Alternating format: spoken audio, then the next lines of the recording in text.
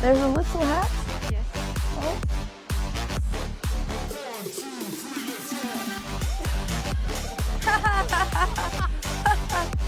Andrea and Andreas! Andreas! We have you here! We have a girl gang. I've never had this in my life. This is very exciting, and they're all better than me at chess.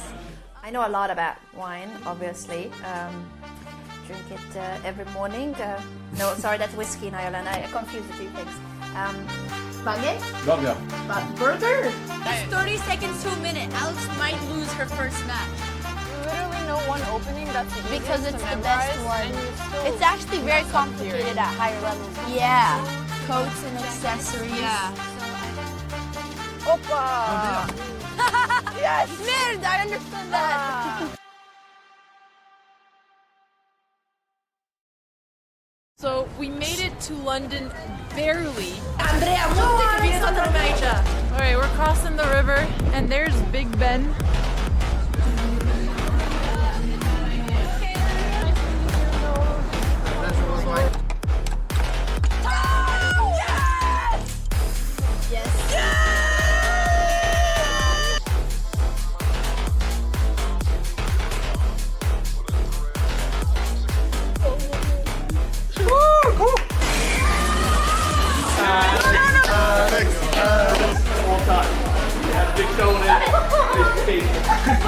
This is supposed to be team chess. Okay. I'm tired.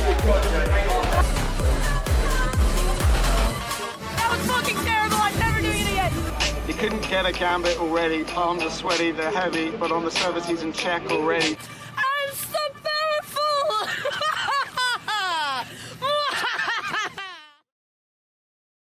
And we are here with Alex's best Norwegian friend. Get in here, Hammer. Get in here, Hammer. Welcome.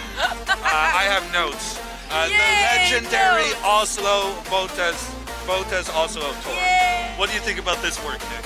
Look at this framing. Okay, the framing is not great, but station to the royal palace. Okay. And it has all. We're here with Anna Kremling, my new Botez sister. Might even bring her to Dubai.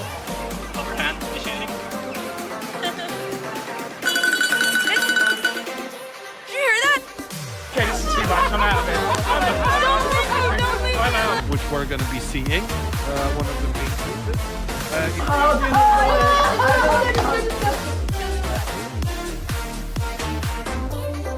Good tidings we bring to you and your friends. We wish you a Merry Christmas and a Happy New Year. Now give us some figgy pudding. Now give us some figgy pudding. We got with us Alexandra and Andrea Botez. Let's just say. Do you think chess people are fun? Honestly, I really enjoy hanging out with chess players. And The Botez sisters are like sharks, and there's just eels just flying around. Like Andrea comes up with only the most refined, classiest, high-quality questions ever. How does the knights move? Wait, help me, because another draw! I feel one-sided there. My sister just beat the 2500 of test 24. Yeah! Love game is over. I know. It's not going to be long. Who's gonna climb it off?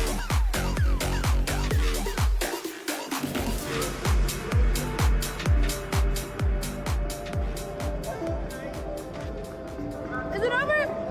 Why are you still here? It's not going through. Look, Alex, what else did you want? Where's the rain not going through? Bonjour, Alamon. Bienvenue à Paris. Party stars.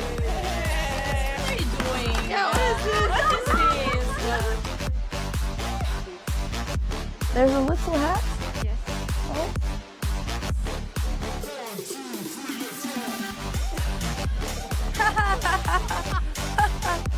Andrea and Andreas! Andreas! We have you here! We have a girl gang. I've never had this in my life. This is very exciting, and they're all better than me at chess. I know a lot about wine, obviously. Drink it every morning. No, sorry, that's whiskey in Ireland. I confuse the two things. Mange? Love Burger? It's 30 seconds to a minute. Alex might lose her first match. Literally no one opening that's the Because easiest it's to the best memorize, one. and you still It's actually very mess up theory. complicated at higher levels. Yeah. Coats and accessories. Yeah. Opa! Yes! Merde, I understood that. So we made it to London barely. Andrea, monte che viene da Reykjavik. All right, we're crossing the river, and there's Big Ben.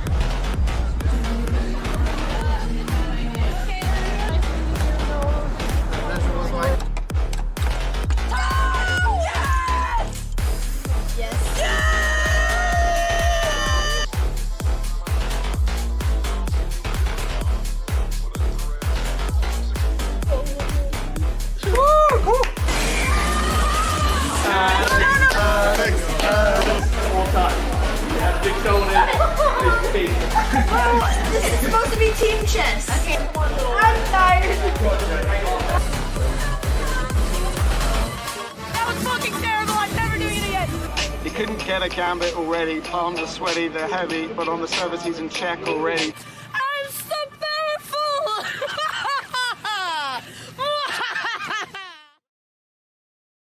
And we are here with Alex's best Norwegian friend. Get in here, Hammer. Get in here, Hammer. Welcome. I have notes. The Yay, legendary notes. Oslo Botez Oslo tour. Yay. What do you think about this work, Nick? Look at this framing. Okay, the framing is not great, but station to the royal palace. Okay. And it has all. We're here with Anna Kremling, my new Botez sister. Might even bring her to Dubai. Overhand machining. Did you hear that? Which we're going to be seeing. One of the main pieces.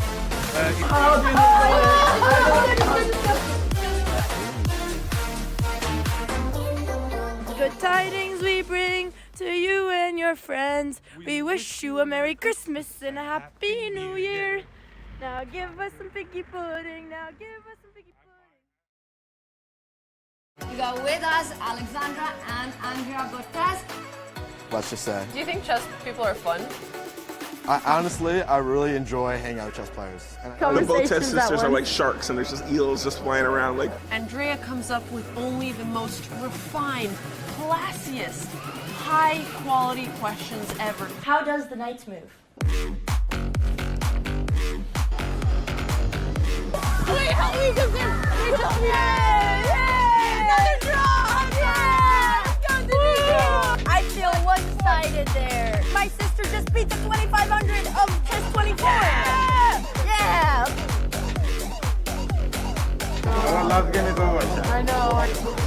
El Manito! Who's gonna climb it off?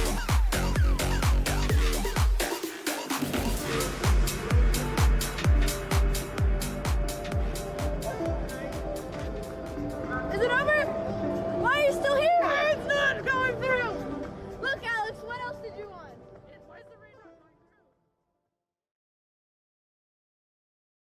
Bonjour, Alamon. Bienvenue à Paris.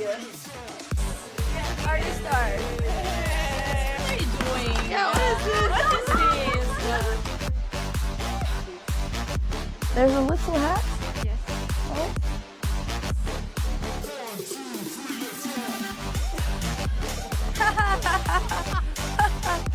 Andrea and Andreas! Andreas! We have you here!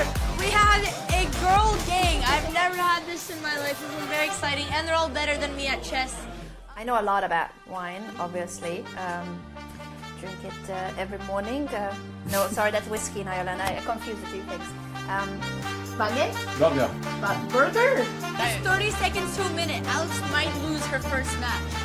Literally no one opening that's the easiest Because it's to the memorize, best one. and you still It's actually very mess up complicated theory. at higher levels. Yeah. Coats and accessories. Yeah. Opa!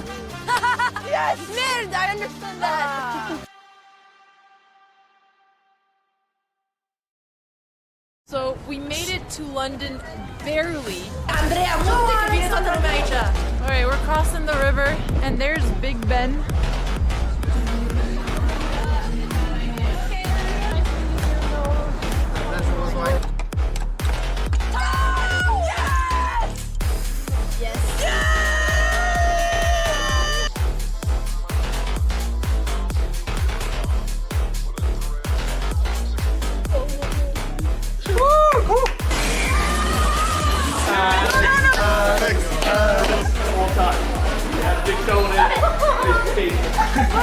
This is supposed to be team chess. Okay. I'm tired. That was fucking terrible. I'm never doing it again. You couldn't get a gambit already. Palms are sweaty, they're heavy, but on the service he's in check already. I'm so powerful. Good morning, everyone. Welcome to the fourth round of the Reykjavik Open in Iceland at 8:23 p.m. yesterday local time. The volcano erupted yet again, and there's currently red skies in Reykjavik with the lava in the distance.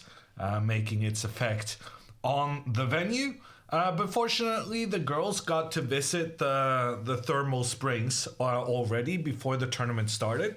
However, I do want to mention that the eruption happened about 30 minutes after Alexandra had lost a second game in a single day. Coincidence? No coincidence. Hurricane Andrea, volcano eruptor Alexandra. I don't know. I'm just I'm presenting the facts, and then you, the reasonable people of the internet, may come to your own conclusions.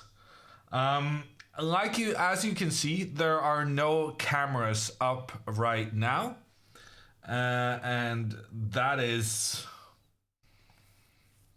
Yeah, hopefully not volcano related, but that's not anything I have control over. So I'm hoping that's gonna make it in the near future. There we are. And today's opponents are actually very similar in age, only 1 year apart. They're both Icelandic. And they're both in their mid-70s. And that is actually no coincidence at all. Because when you're mid-70s today, that means you were an impressionable young man in 1972. And why is 1972 important? It was the big event of chess in the world, really, but it happened in Reykjavik, Iceland. Bobby Fischer versus Boris Spassky. They played their world championship match in 1972, and it left a big impression on Iceland. And to this day, Iceland is one of the countries with the highest ratio of grandmasters per capita, and the big event in 1972, the world championship match, is part of that reason. And you can be sure that these guys, they were very much inspired by that match. They're just in the right age group to be really have big memories and being inspired by that match taking place. We have moves on Alexandra's board. Pawn to d4, Alexandra played, and her opponent on the line always plays pawn to e6. And so we had some good prep here on how to deal with his specialty opening, pawn to e6. However, Geir Ragnvaldsson has instead played knight to f6. So Alexandra is already out of prep. So that's good. Coach definitely not getting fired. And then he follows up with pawn to e6. That's... I swear he's never done this before. Maybe I found the wrong chess.com account for him. I don't know.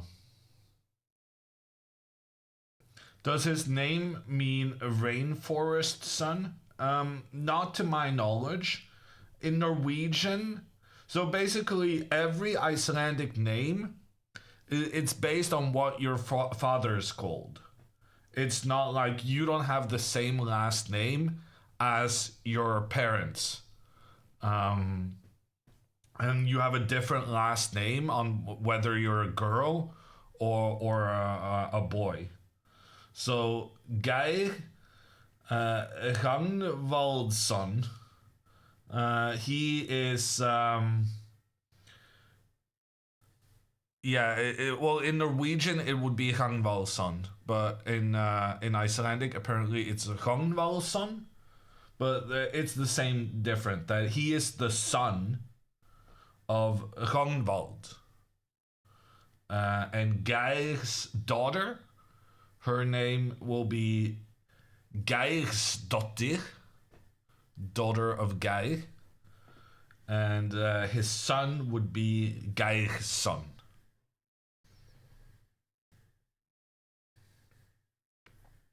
So your son would be Hammerson.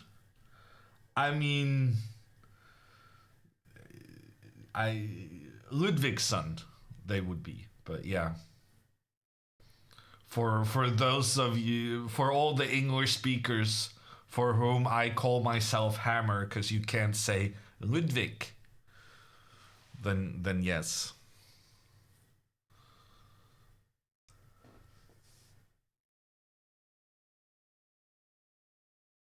Andrea's camera is up and running.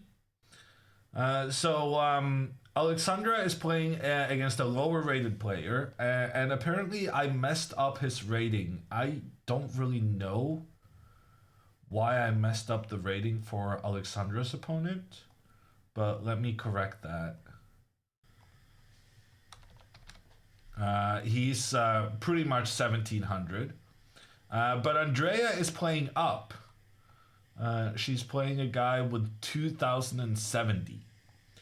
But Andrea has been great with the white pieces, and she got the white pieces today again. She actually got the white pieces 2 games in a row.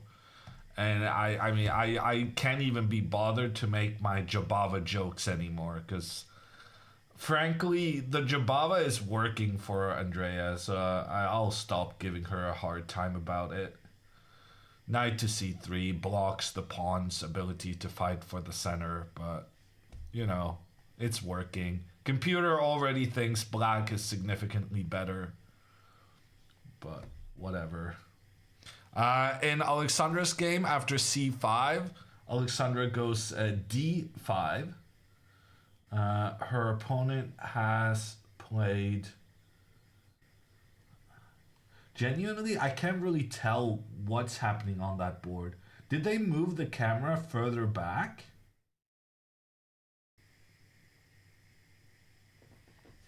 I think I misunderstood Alexandra's opponent's moves.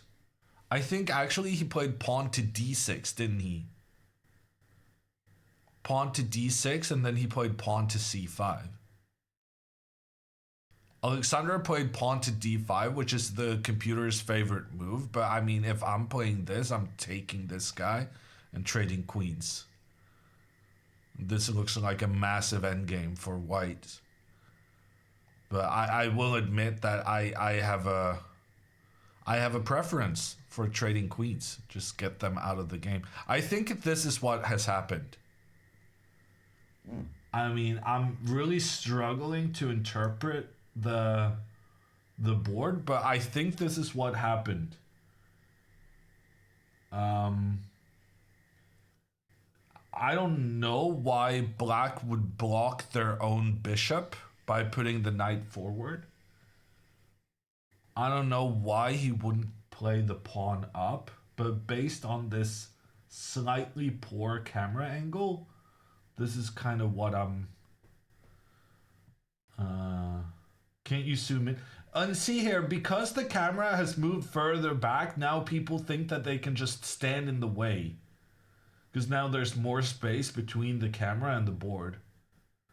Oh, you just know I'm going to be annoyed by this. I genuinely have no idea what Alexandra's opponent did. Because frankly, he has an unorthodox interpretation of openings.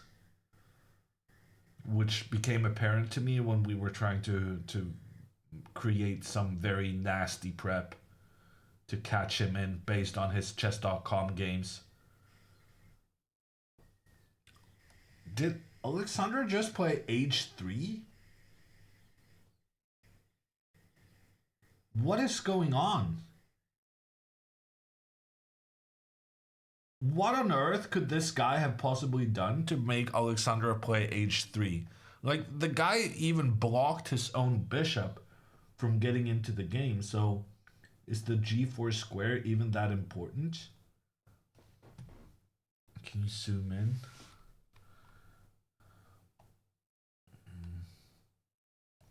I can try.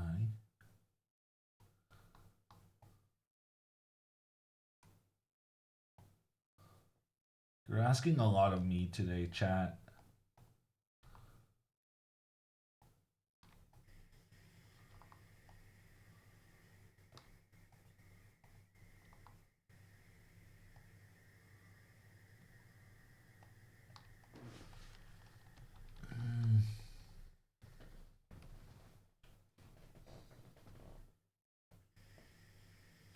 I think he did play this e6 move.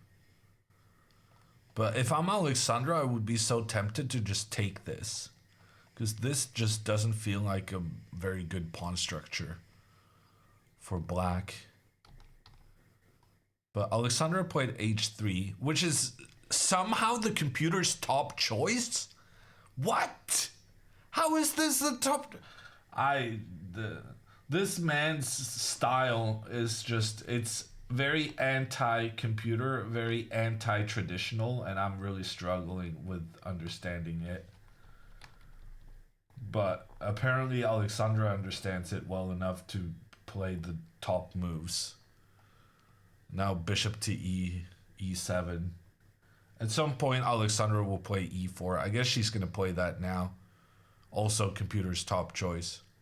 It's going to be an interesting game, I guess. Black is playing a bit passive, so I'm liking Alexandra's chances. Let me pop in and see what Andrea's doing. Pawn to d5 played by her opponent. That's a good move. Pawn to bishop to f4. That's the Jabava London. Her opponent played pawn to a6, which people often play to take control of the b5 square, so that the white knight cannot jump into an attacking position and work together with the white bishop against the c7 pawn. e3 played by Andrea, and now her opponent played pawn to c5. Ooh, interestingly, the computer feels like Andrea should actually capture this pawn. But yeah, the combination, so very often you play pawn to c5 here. This is definitely some kind of well-known theory. And then I suppose you could play a6 afterwards. But playing a6 and then c5, that I think is a bit unusual.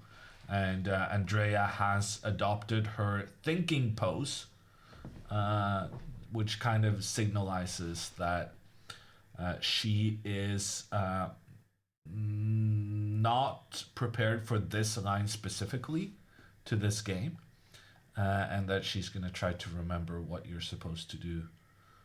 I guess we'll zoom in a bit on Andrea's game as well.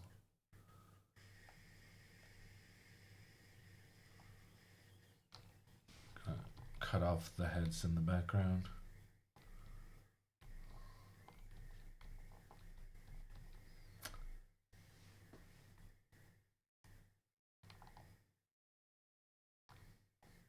That's pretty good.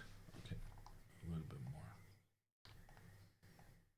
A little bit more. That's pretty good.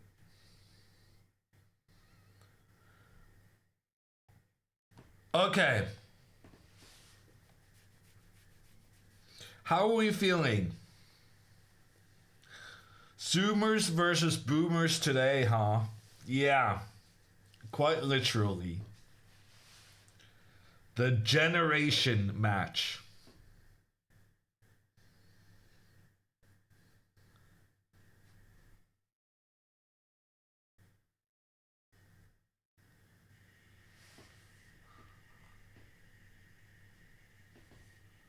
Andrea will remember she's a force of nature. Benzea in chat saying that Andrea will remember. And by saying that, I guess he's also saying that her prep is to capture this pawn.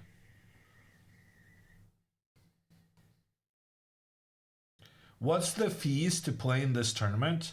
I don't actually know. I haven't played a starting fee for a tournament in 20 years. Some Grandmaster privilege on display right now. But I would guess it's like $80.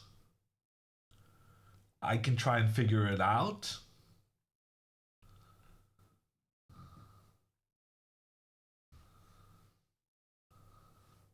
Okay, Alexandra took this pawn, which I kind of said earlier that I wanted to do and was a fan of. And black obviously recaptures. I like this decision because even though you give up your central pawn, you give yourself some targets to attack. And one of the good things about making this trade is that now if you try to advance one of your central pawns as black, you're going to create some massive weaknesses on these light squares. So by making this trade, Alexandra is making it much more difficult for black to move the pawns further forward. On the other hand, if Alexandra now plays pawn to e4, that I would maybe not like so much, because then pawn to e5, and there's some ideas where black can establish a piece inside white's half without having a pawn that you can use to kick a piece away from that square. So I guess in this position, honestly what I would like to see is something like pawn to g4, because I want to fianchetto this guy and I want to justify the fact that I played this pawn one step forward. So playing g4 and then fianchettoing to get the bishop pointing through the center, that seems reasonable to me. Pawn to b3 being suggested by the engine. Pawn to e3 also good. Bishop to f4 immediately targeting the pawn, also good. So many different good moves for Alexandra here, but this is the moment where she needs to find her plan moving forward. And she does end up playing pawn to e4. So she kind of plays the plan that I'm the least happy with, in terms of there now being this long-term potential for black to try and occupy this d4 square.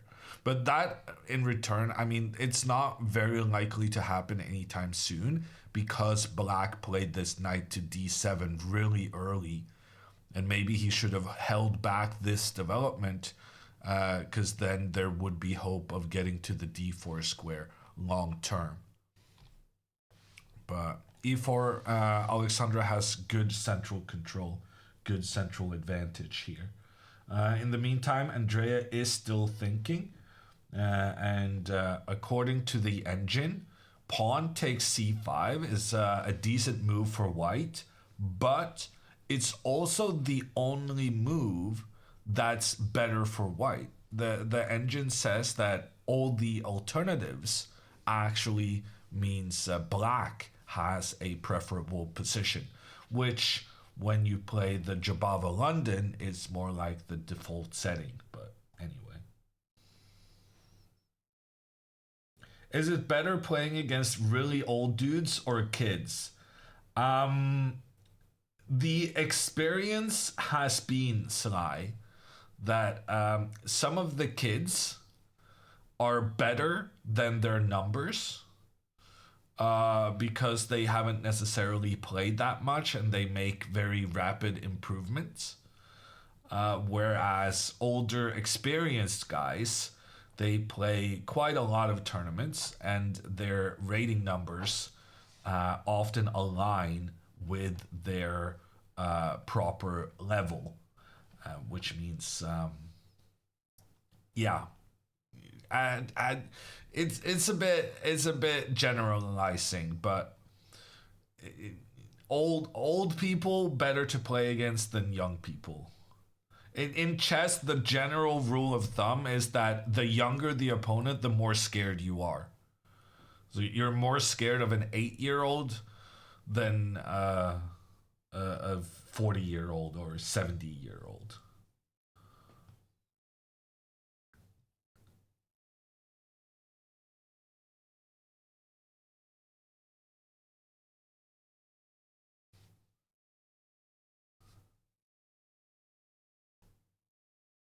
Okay, so after pawn to e4, Alexandra's opponent played...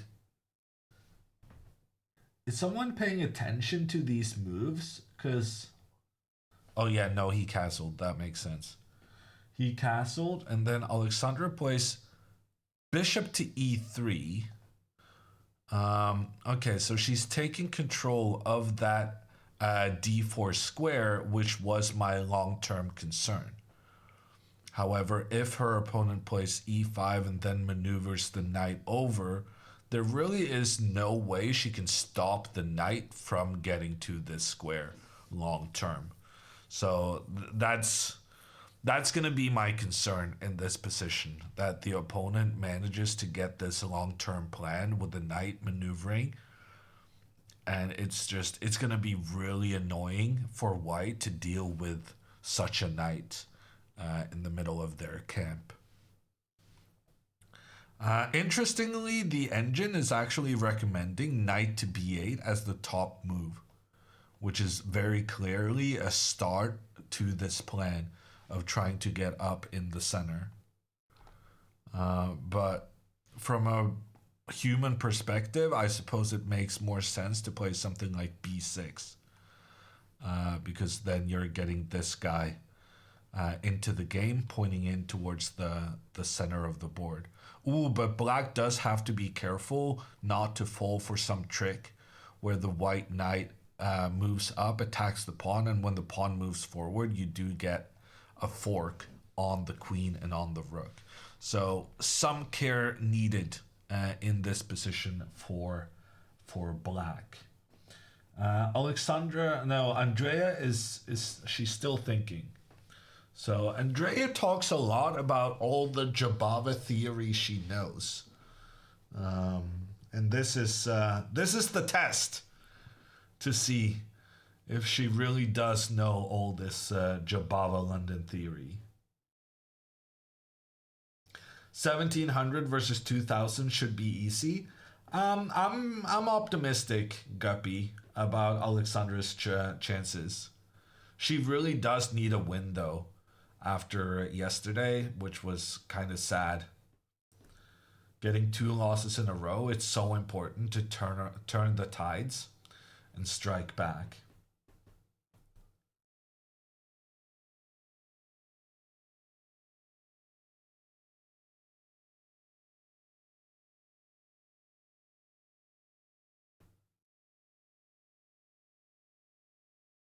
When the girls are waiting for their opponent to play, are they looking for their next move or what the opponent might do?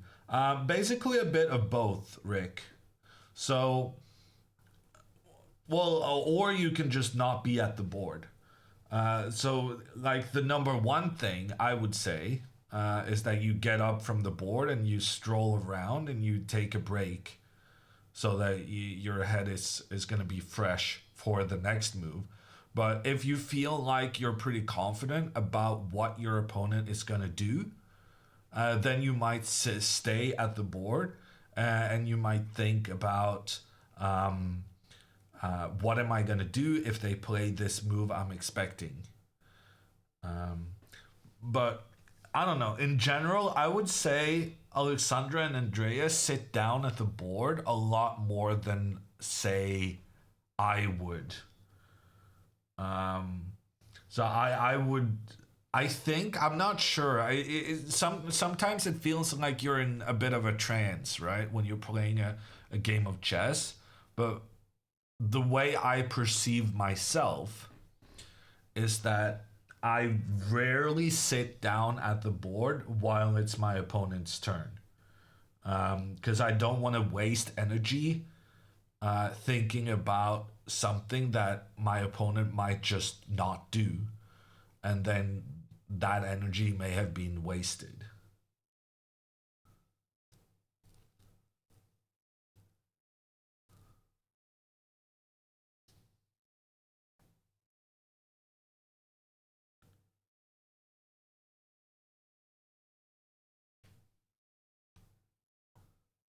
What are the rules on a live streaming games? Do the opponents need to agree to it? I don't think so. I think very often a chess tournament is going to be considered like a public venue, but we have had opponents who would prefer not to be on camera, and then we've tilted the camera so that the girls are the only ones visible.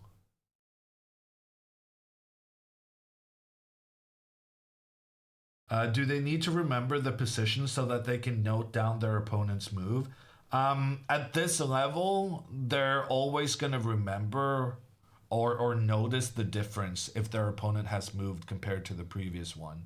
So it's not like something you actively try and remember, oh, I gotta remember what the situation is right now so that I understand what my opponent's move is.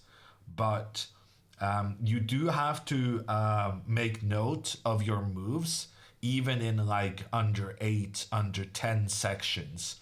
And then there are some issues. I know there's like some under 6 world, like I think there's an under 8 world championship. And then there could be issues of the kids not even actually knowing how to write. So, but those kind of problems are more for the very fresh players as opposed to this kind of tournament. Because in this tournament in Reykjavik, no one here is playing their first tournament, basically. Everyone knows most things. Why do moves have to be written down? In order to keep a record of the game. Not everyone is playing on these electronic boards where the board is kind of auto recording and live streaming what is played. So the same rules apply to everyone regardless of what board you're at. And it can also be useful if you want to claim a draw in case of 50 moves without a capture or a pawn being moved. Andrea took the pawn, so good for her remembering her theory. But yeah, notating your moves can be good for checking whether a position has occurred 3 times previously, or whether you've made lots of moves without pawns or captures being made, which is one of one of the reasons for when you can claim a draw, that your opponent hasn't made any progress. What is Jabava? Jabava is a Georgian chess player, but when we talk about Jabava, we are talking about the Jabava opening, which is moving the knight out here to c3 early, and then the bishop out, the Jabava London.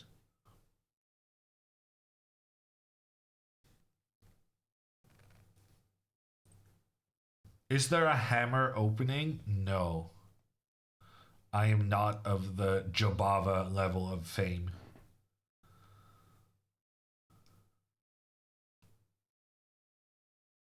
Did Jabava invent this opening? I'm not sure he invented it, but he definitely popularized it. Otherwise, people wouldn't be calling it by his name.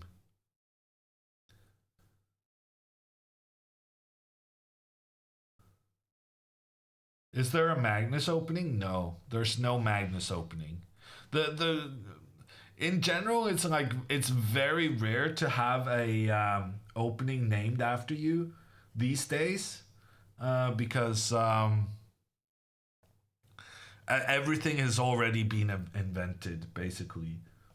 Alexandra plays queen to c2, and at this point, I feel like she's doing this on purpose. Like, why would you not move your bishop out and castle?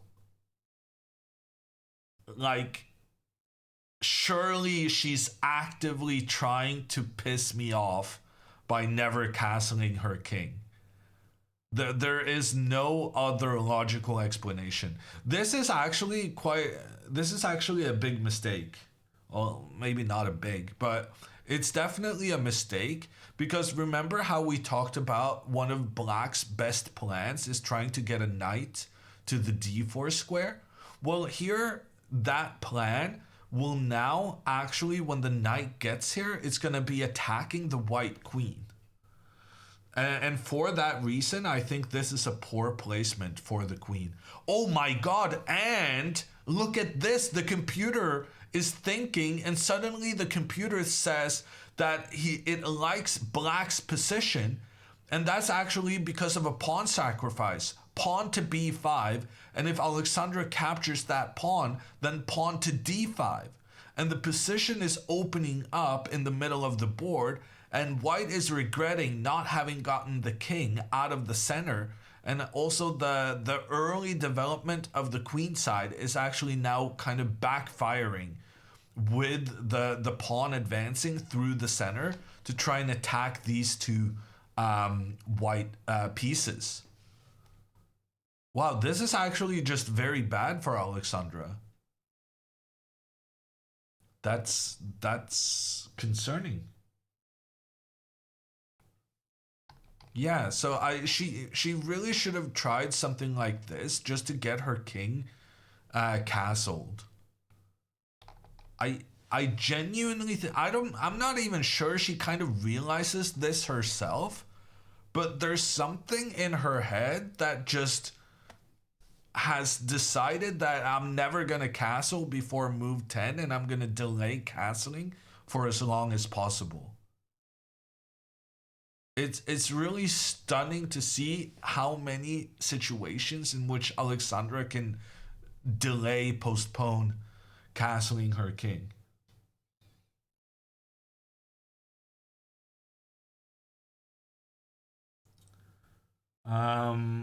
Okay. Knight to c6 has been played by Andrea's opponent. Clearly, he's trying to go pawn to e5, because right now Andrea has an extra pawn, and her opponent will want to try and take back that pawn with the bishop. He could have gone pawn to e6 and then tried to take the pawn as soon as possible, but instead he goes knight to c6, probably with the intention of going pawn to e5 afterwards, because now this pawn is protected by the knight. It attacks the bishop and opens up for the black bishop to capture the white pawn thereafter. And in order to keep control of this e5 square, Andrea has played knight to f3.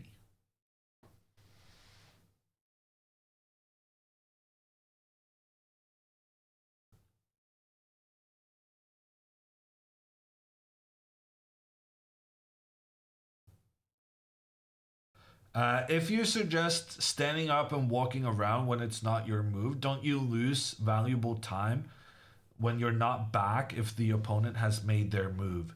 That is definitely a concern, yes, Zenivo. So if you're going to be walking around, you should stay reasonably close to your own board, and you should definitely keep an eye on when your opponent moves. I'm not saying it's the best strategy for everyone. I'm just saying that's what I think I do. But I've never really like timed myself for how much time I'm spending at the board when my opponent's clock is ticking. So it's more of a guesswork from me.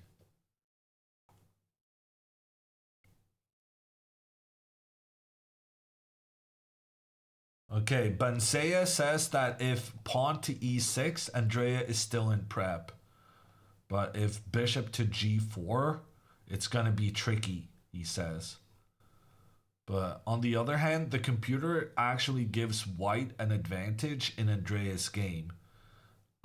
Which, considering the fact that she played the Jabava London, I know I'm giving the Jabava a hard time, but it just goes against every chess instinct I have that you put the knight in front of this pawn that can fight for central control. And I will keep making sure that as few players as possible play this opening, because it's not supposed to be good. And in that, I'm also trying to say that the fact that the computer feels like white's position is fine even after bishop g4 means that things haven't been absolutely terrible. When did you last play in a tournament? Ask Ultimate. I actually played a tournament game 7 days ago. I played in the Swedish league and became the Swedish team champion with my team, the Hokaden Chess Club.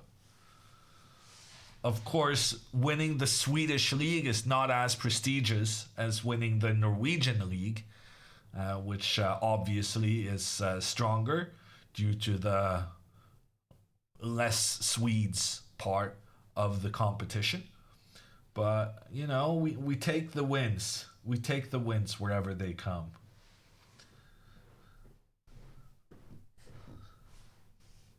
Swedes catching strays? I mean, that wasn't really a stray. That was directed straight at them.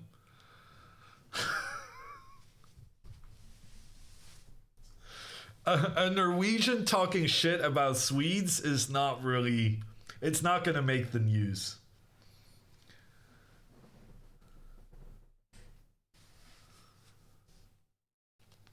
Okay, Andrea's opponent did play bishop to g4. And Andrea plays pawn to h3, immediately putting pressure on the bishop. Andrea is about to win the bishop pair, which normally would make me proud, but she did it using the Jabava, so I'm torn. She follows my teaching like every second decision she makes. Put Alexandra's queen on c2. Yeah, okay, sorry.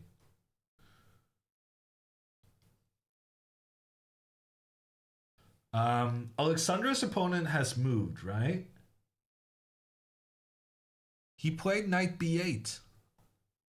Okay, it was very interesting to do this pawn to b5 move, but knight b8 was also one of the computer's top choices.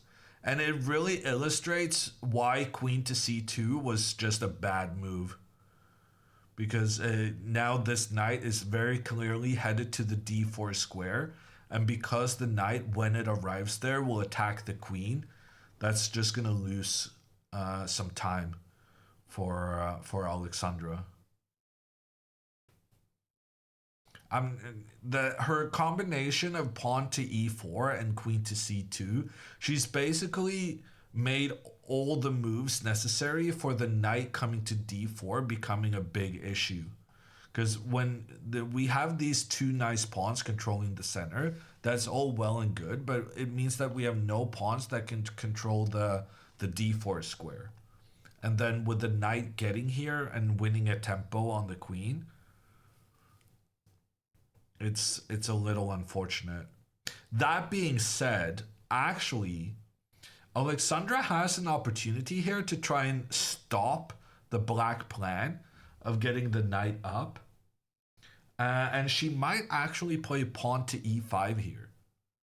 That looks like quite a good move. Because after takes, the knight will take back, and the knight is kind of preventing the black knight from getting to the d4 square. Because if the knight tries to go there, well, we're ready to just take it out of commission. And the benefit of this will also be that the black pawn on e6 will now be an isolated pawn. A pawn that cannot be protected by other pawns. And that can be a long-term weakness for us to attack. So while knight to b8 was one of the top choices for the computer, I kind of feel like pawn to e5 was better, because then you get this same plan, but you avoid the idea of white pushing forward with their central pawn. So I like Geir's plan, but I feel like he maybe executed it a bit inaccurately. Alexandra's Andrea's opponent is playing very quickly, no? He already made the trade with the bishop for the knight. Andrea recaptures with her queen, and we have a question in chat who says, obviously the black pawn is going to move so that the bishop may recapture white's pawn on c5. I agree. But the question is, do you recommend pawn to e5 or pawn to e6? And here there's actually no question about it. Because if black goes pawn to e5, yeah, you're attacking the bishop, but the bishop will attack the knight on f6. This knight is one of the only defenders of the d5 pawn, and white has such an easy time of getting more attack against that guy. And the pawn on d5 in this circumstance is basically just dead. There's no way of keeping it protected long term. So I'm definitely expecting Andrea's opponent, and he did, to go just one step forward with the pawn, creating that pawn chain, pawns defending each other up the board, but still opening up for the bishop to recapture the pawn. And now this game is going to get really spicy pretty early on, because Andrea is going to castle here, because that's a good way of getting her king out of the middle and pointing down towards the black queen. Her opponent will capture the white pawn, but then Andrea can try to break open the middle of the board, trying to trade some pawns here to use her rook pointing down through the middle. Her opponent would want to keep everything shut down. Pawn trades would favor the rook very much in terms of opening the potential for the rook. But here, even though this pawn is attacking the knight, and the knight doesn't really have anywhere good to go, this is still a cool position for Andrea because of the move pawn to e5. The pawn attacks the knight, but it also doesn't need to be concerned about the black pawn capturing the white knight because of the rook pointing down against the black queen. And it also means that when this knight moves out of the way, we've created a good square for our own piece in the center of the board. A square that was not available to the knight here, but since we didn't have to move the knight immediately, with the pressure from Black's pawn. We're exploiting that by actually just opening up new territory for the knight to jump into, creating this very interesting position. The computer feels like this is equal, but the kings are on opposite sides of the board. There's a big imbalance in how white has some bishops, black has some knights, and this is just a really, really intriguing situation that I'm hoping is going to happen. Alexandra did play e5, good spot. And frankly, I feel like she kind of had to do this because she needed to stop this plan of the knight coming in. And actually, with this e5,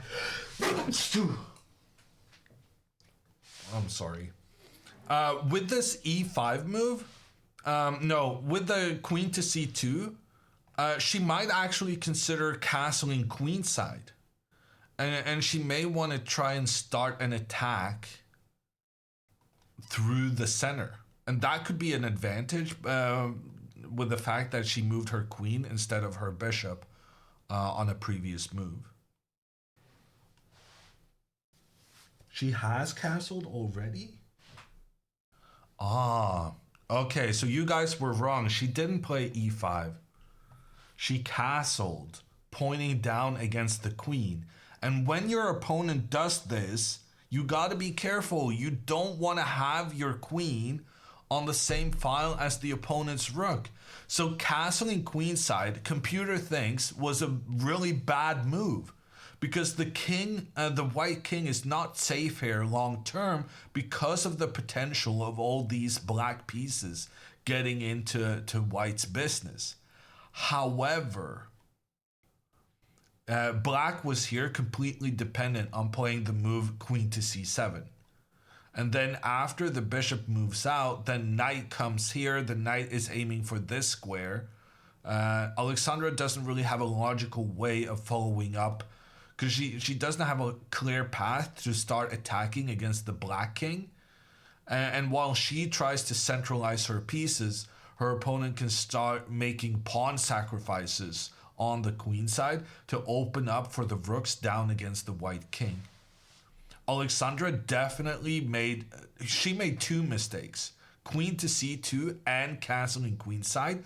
They were both clear mistakes in that she's kind of getting her king into a dangerous territory. But she got away with it because her opponent did not pay proper attention to the white rook pointing down on the black queen. He didn't go with the queen to c7, instead following up his plan on the previous move with the knight maneuver. And now after pawn to e5, computer says game over.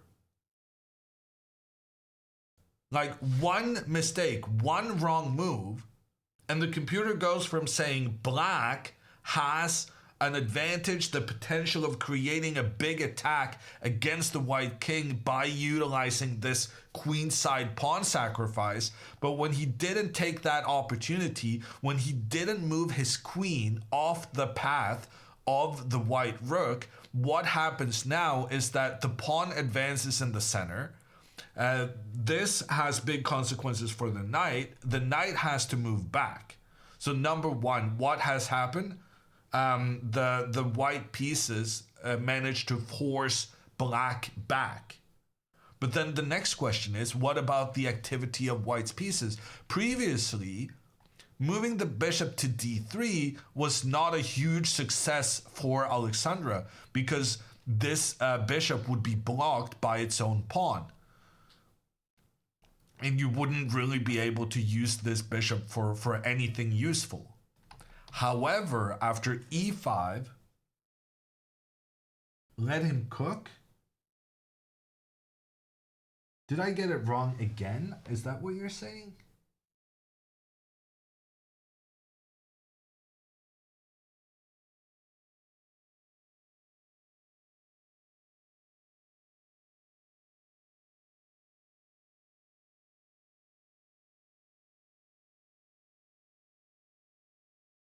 Where did Alexandra's queen go? How on earth did they trade the queens?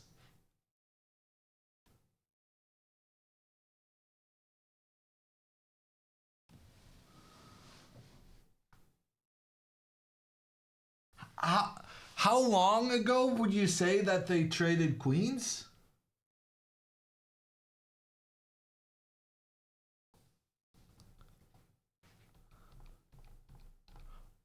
You're saying I put Alexandra's queen on the wrong square?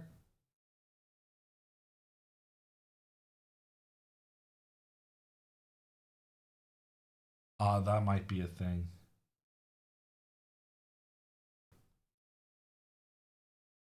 I'm gonna blame the person who placed the camera so far away. My very old eyes are not, they don't have the depth perspective to deal with this. How did none of you guys point out that I put the queen on the wrong square? Zoom in? I already did zoom in. Oh, here's the live board. Damn it. She did put the queen on d2.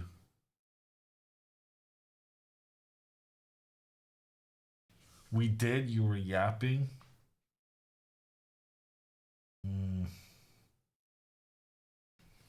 Okay. So everything I've said just doesn't apply then.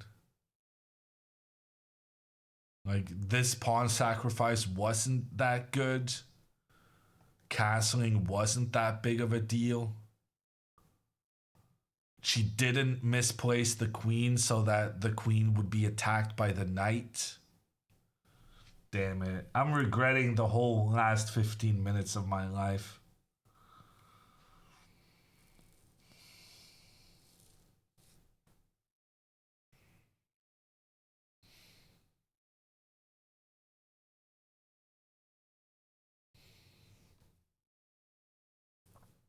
It's funnier this way. I mean, it's funnier for you guys.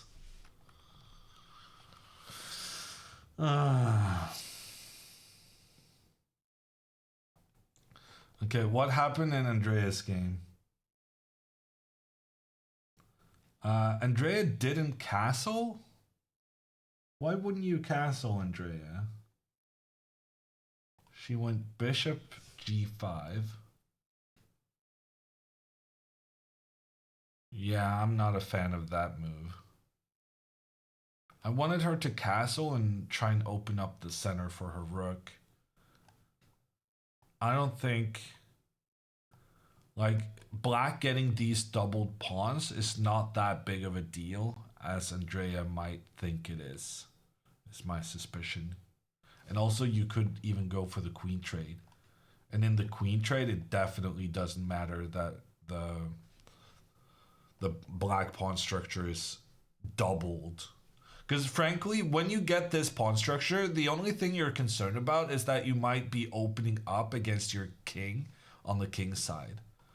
But here, it's rather that this pawn structure actually helps black increase their control towards the center of the board. I'm surprised I'm surprised Andrea goes bishop g5 because it's very much in her spirit to be super aggressive, and I feel like castling followed by pawn to e4 is definitely the aggressiveness that I'm expecting from Andrea. Okay, well, what's done is done. Let's go here. Takes. This is the current position. Her opponent is thinking. And now that I have a better understanding of what happened in Alexandra's game, I guess we're going to catch up with that one too. So Alexandra castled. Her opponent tried to move the knight towards the d4 square. And interestingly, in this position, Engine says, if white doesn't play this pawn sacrifice in the center, then black is just much, much better. So some of the stuff I've been saying definitely was correct in terms of if black gets the knight up to this d4 square, that could be really, really scary to deal with. And black having some potential long-term pawn sacrifices on the queen side. So some of what I said was right, even though I was a bit confused.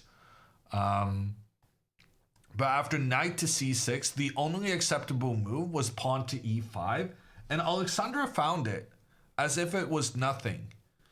And after pawn takes pawn, what's good about this move is that it opens up the use of the e4 square for both the white knight and the white bishop.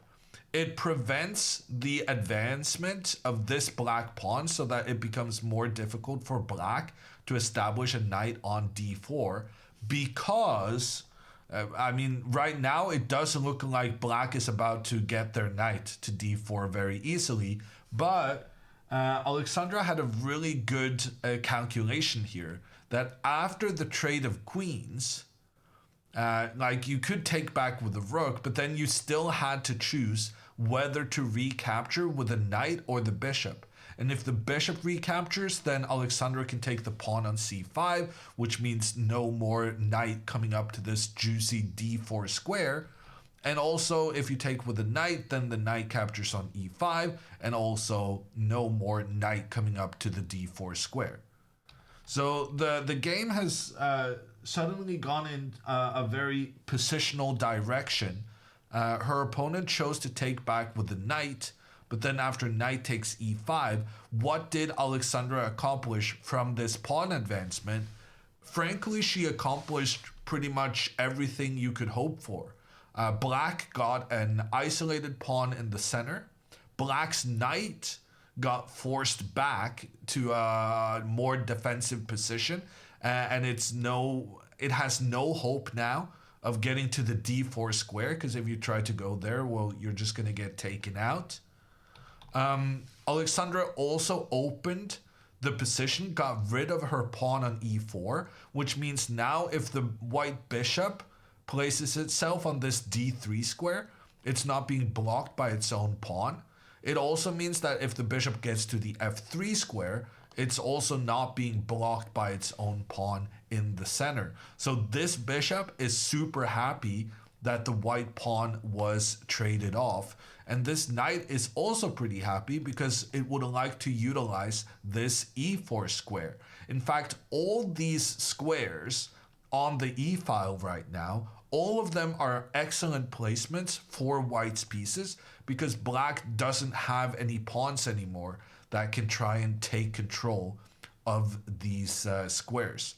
So that was just a really good positional judgment from Alexandra.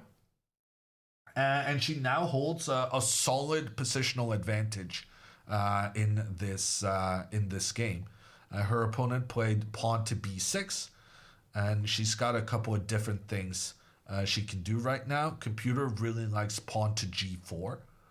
That's partly because it wants to have this bishop pointing down the diagonal, but it's also because you probably want to keep continuing forward and push the black knight out of its position.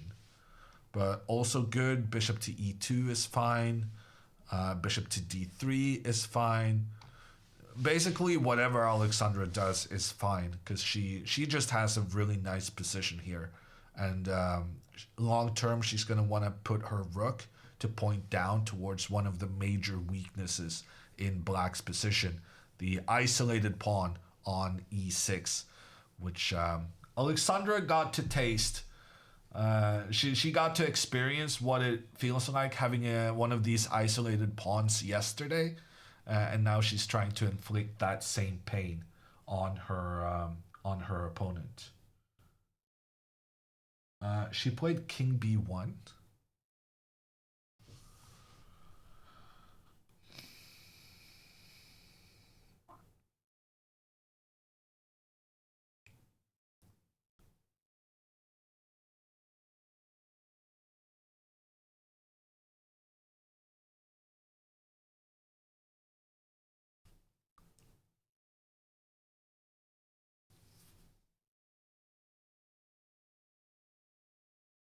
Not now, but she played it.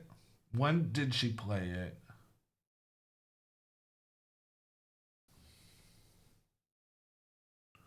Yeah, I don't understand that. They traded queens. The king is better towards the center of the board, and you're not developed yet. So I'm really struggling to see why you would want to play king b1.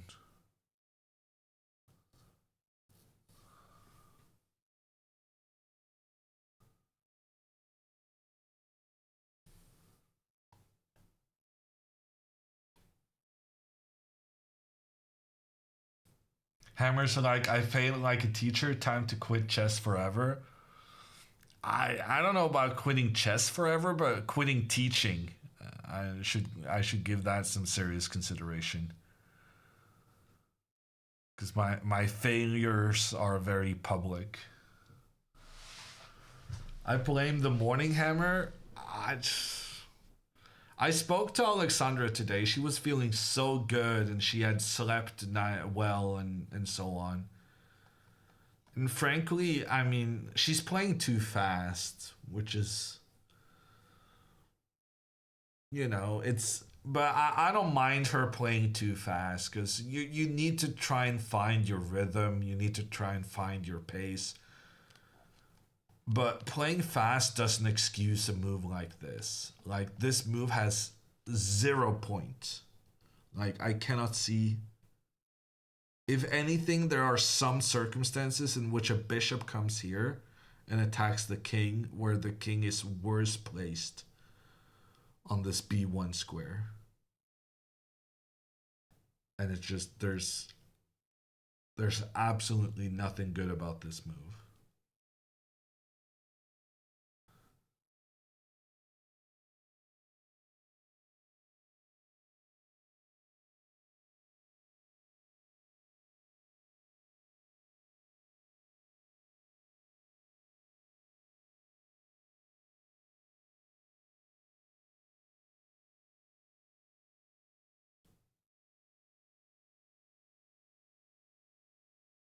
I'm trying to find some kind of a point, but I'm really struggling with it. Like, maybe she was thinking knight to a4, trying to target this pawn, and then pawn to b5, and then if you take, then there could be some concerns about this rook pointing down on the a2 pawn. But you can't go with the pawn forward because then knight takes c5.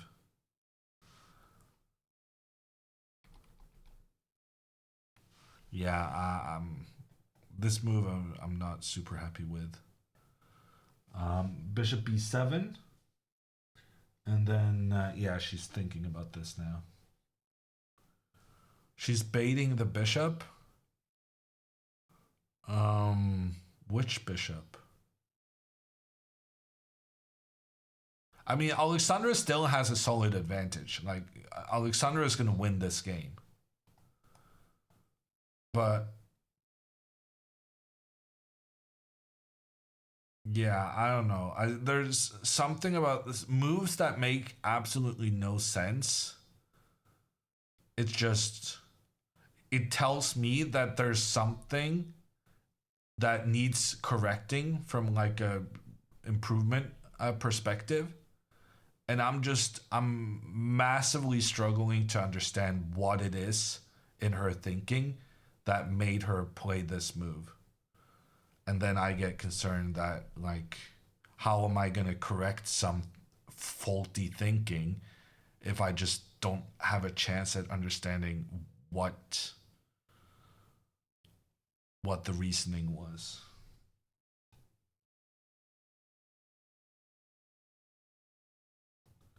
Update Andrea's board. Oh, Andrea has played e4. So after bishop takes c5, now she went e4.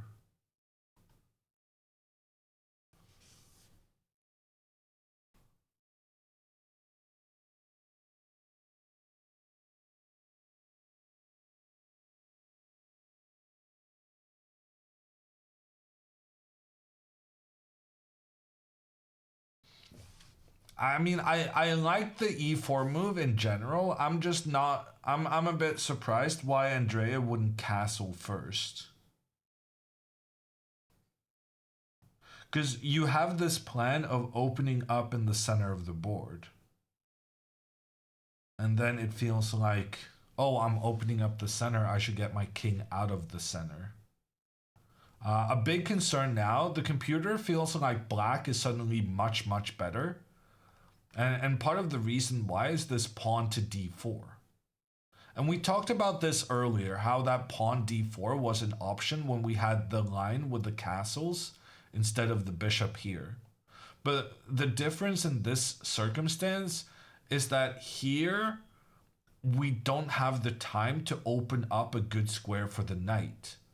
So when this queen just moves away, the knight isn't able to get to a good square on the next one. But maybe the computer says that's not a problem. Computer believes that with correct play, Andrea is almost losing after this pawn to e4 move, which is very surprising. I mean, she definitely moved her bishop twice, which is like sometimes, so a lot of the times, players, even like very seasoned players like Andrea, they forget about the most basic concepts in the opening. Because you get so obsessed with theory, with knowledge, with knowing your openings ahead of time. And you forget that, in essence, playing a good chess opening doesn't need to be that complicated. You put your pawns in the center. And then, you know, in Andrea's case, you don't put your pawns in the center because you learned this Jabava London. And so you're relying on your memory instead of your principles. You develop your pieces, which she definitely did. She got her bishop out. She got her knight out. And then it's like, get your king castled and don't move the same piece twice in the opening when you haven't completed your full development. And on the get castled part, she definitely failed. And she failed while also moving the same piece for a second time. And I'm here to tell you, chat, that those of you who believe that chess openings is all about memorization, that is maybe true at like the top 20 players in the world. Top 20, then a lot of the chess openings is memorization. But beyond that, at my level, at your level, at Andreas' level, it's not just all about memorization. And the basic opening principles that you learn as a kid, they still very much apply. So try not to move the same piece twice in the opening. Try to get castled when you can. Otherwise, the engine suddenly gives your opponent minus 1.56 after 10 moves, because maybe you mixed two different ideas. Because every move Andrea has made, it makes sense and it has like similar ideas within the Jabava London. But one of the most dangerous things about relying on your memory to play a chess opening is that a small nuance can make a big difference in your in a chess position. And so just because you've seen an idea before in a similar position doesn't necessarily mean it's going to work out in the one you have. What's a good opening to use as a beginner? I have an opinion on this. In fact, I'm working to create a course for beginners on what their first opening should be. But I'll tell you the course isn't done yet, unfortunately. I'm not very good with deadlines. But I will say this. It's based on the openings I used when I was teaching Benji Fishy during the PogChamps Streamer Championship. Where a ton of streamers, internet personalities, gamers, they competed to see who can become the best chess player. And no one was like a super player when we started out. And I was coaching Benji Fishy. He used to be a Fortnite professional. Now he plays Valorant at a very high level. And we worked together like an hour a day for 2 months. And he went from 900 rapid to 1600. And to answer your question, the openings we used were the French and the Queen's Gambit Declined. And I think those are great openings for a beginner. And I am recommending those openings in my upcoming beginners opening course.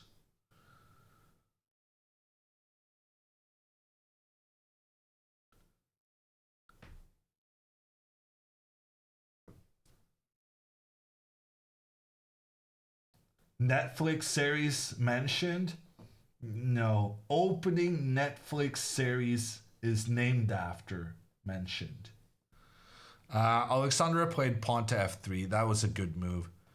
Because there's nothing a bishop hates more than pointing down against an opponent's pawn protected by another pawn. This is worth keeping in mind, that if you want to limit the scope of your opponent's bishop, trying to create a pawn blockade, a pawn protected by another pawn, that is just going to make that bishop's life so much more difficult.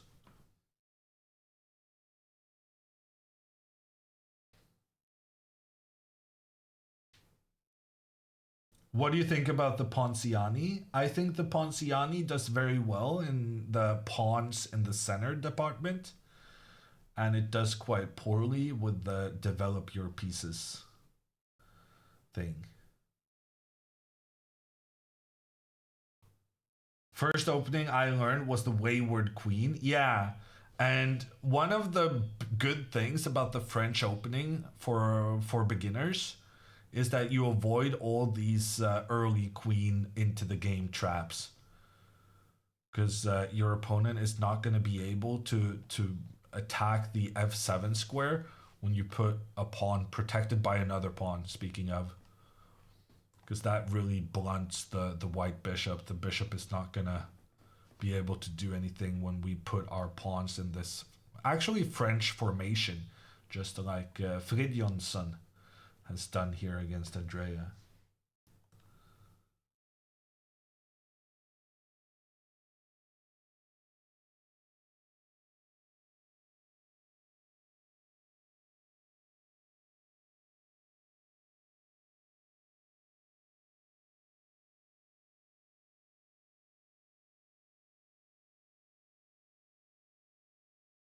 Wow, Braton is in chat with the French opening slander. Don't get misleaded, guys. If you plan to play the French, just play a different game already. No way you came into a Botez chat saying that. Alexandra is winning like every black game she plays with the French. She beat an IM just 2 days ago. Why not the Caro-Kann instead of the French? I just think the French is more intuitive and has less systems for you to know as a beginner. I'm defining beginners as like 600 to 1200 chess.com rapid. What's the best opening for white for beginners? I'm not sure, Lunatic. I'll start thinking about it once I finish my course for black. And then I'll see if I can come up with a concept for white.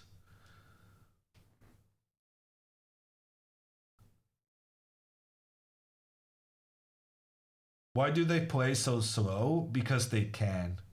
The more you think, the less likely you are to make a mistake in general. And when you start out with an hour and a half on your clock, you have a lot of time to make sure you play the right moves. Wow, Brown Bishop in the house cheering for the geezers, as he refers to them, his fellow old people. Any other old people in chat cheering for the older generation? I will say that chess streams on Twitch probably has the highest average age of really any sort of category.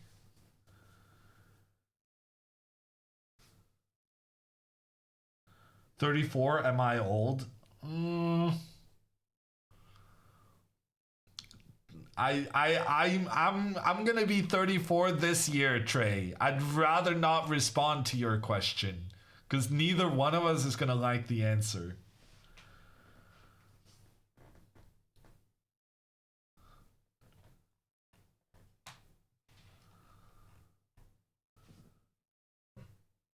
Wow, we have a 64-year-old who's cheering for the Botezes. Wow. Talk about just going against your generation. Okay, knight c6 played Alexandra very quickly with knight to d7. She's not willing to make the trade of knights the way black wanted to make them, but she is willing to trade knights, just a different pair. And that trade does have to happen here because Alexandra is attacking both the black rook and the black pawn. So the trade has to happen.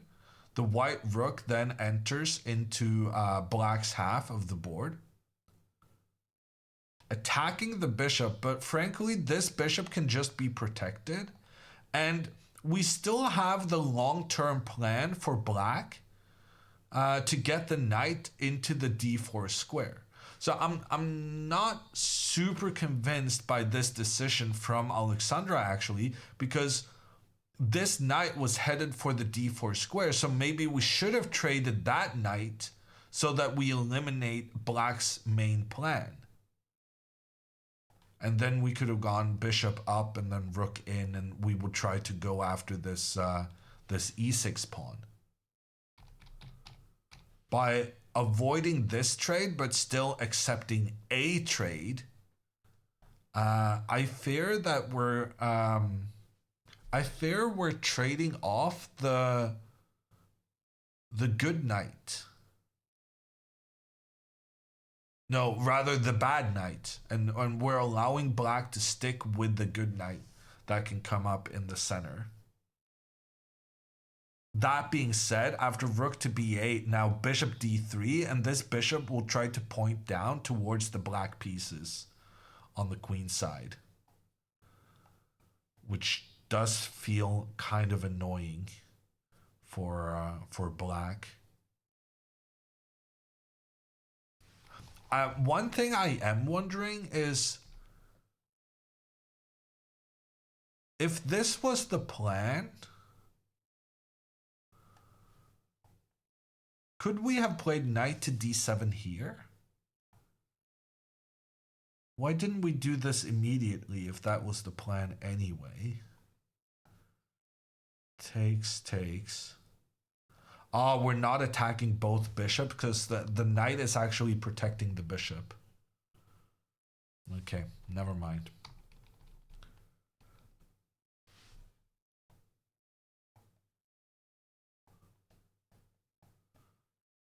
Okay, so this is going to be the current position. Oh, the trade hasn't happened yet. But black has to agree to the trade because otherwise we have this double attack on the black rook and the black pawn. So the trade has to happen, and Alexandra will get her rook into the heart of black's position. but then it becomes a question of what will the rook accomplish, because the black bishops are actually going to be defended after the trade. A reminder, an announcement from Sepper in chat. Tomorrow we have another one of these awful days with 2 rounds. And in order to make that happen, 2 6-hour games in a day, you do need to start pretty early. So the next round, the 5th round of the tournament, is going to start at 9 a.m. local time, which is 10 a.m. Central Europe. It's 5 a.m. Eastern and 2 a.m. Pacific.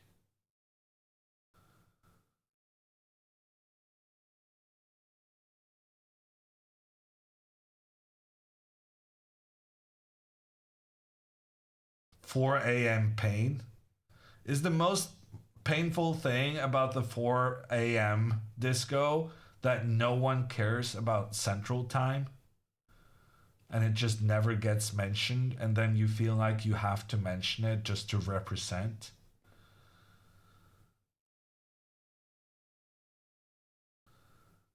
I'm just asking. Don't forget Mountain Time. Sure, yeah. Famously, lots of people living in Mountain Time.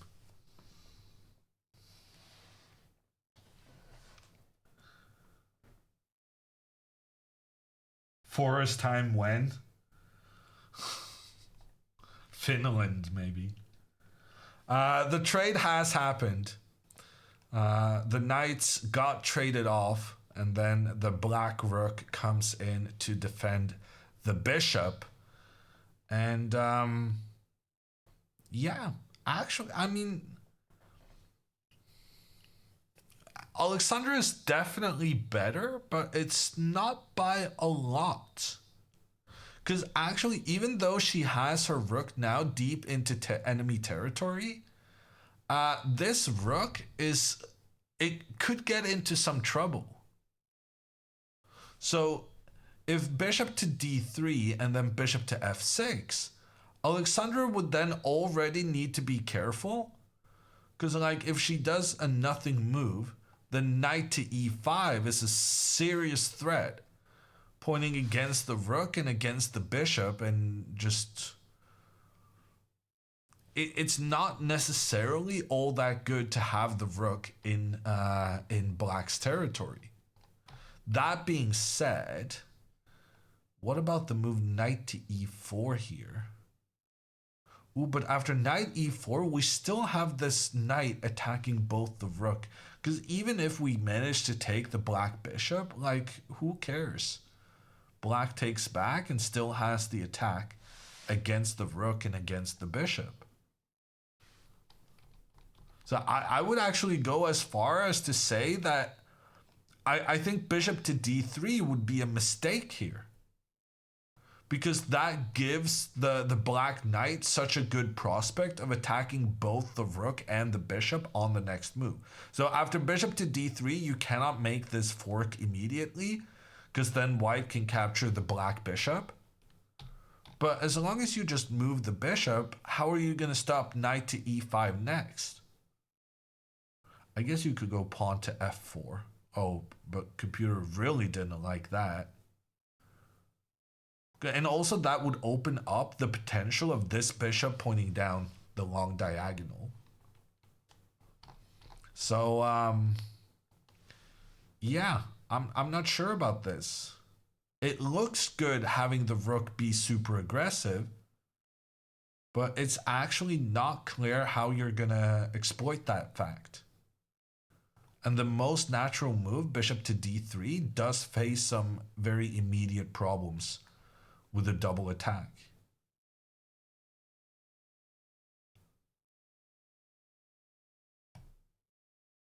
it feels much better for white because of the isolated pawn, but it's not that obvious. Ooh, but Alexandra goes bishop e2. I think that's a great decision.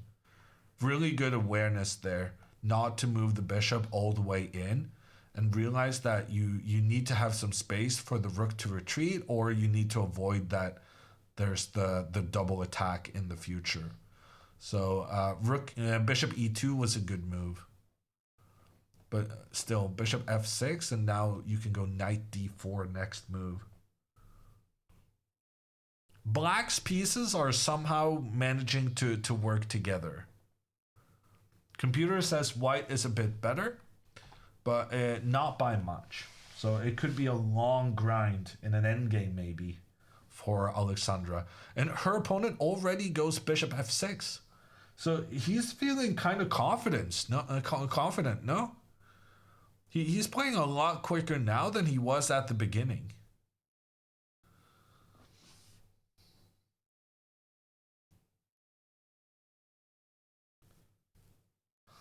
Yeah, Abyssal, I actually started calling it engine because people were complaining about me calling it a computer because it's a computer program.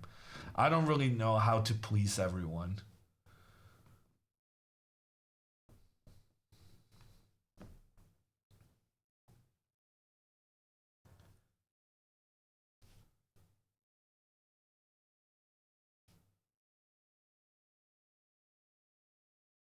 Just say stockfish. I've considered that, citizen.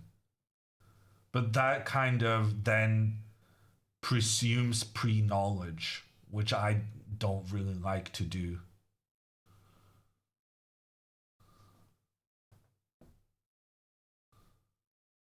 If you can't please everyone, just don't try. Oh, yeah. Sound like my therapist.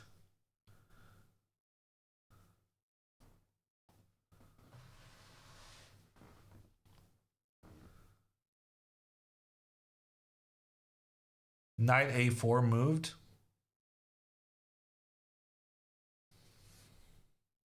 Wow.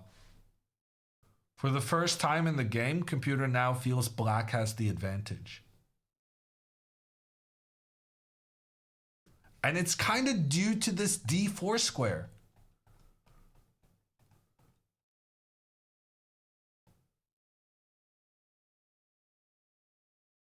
If I was a good coach, I would try to find a lot of training positions and talk about like squares where you cannot take control with your pawns. Because I feel like that's a repetitive pattern in Alexandra's games, that she a lot of the time underestimates the holes in her position, the squares where she doesn't have the capability to have a pawn push the opponent away.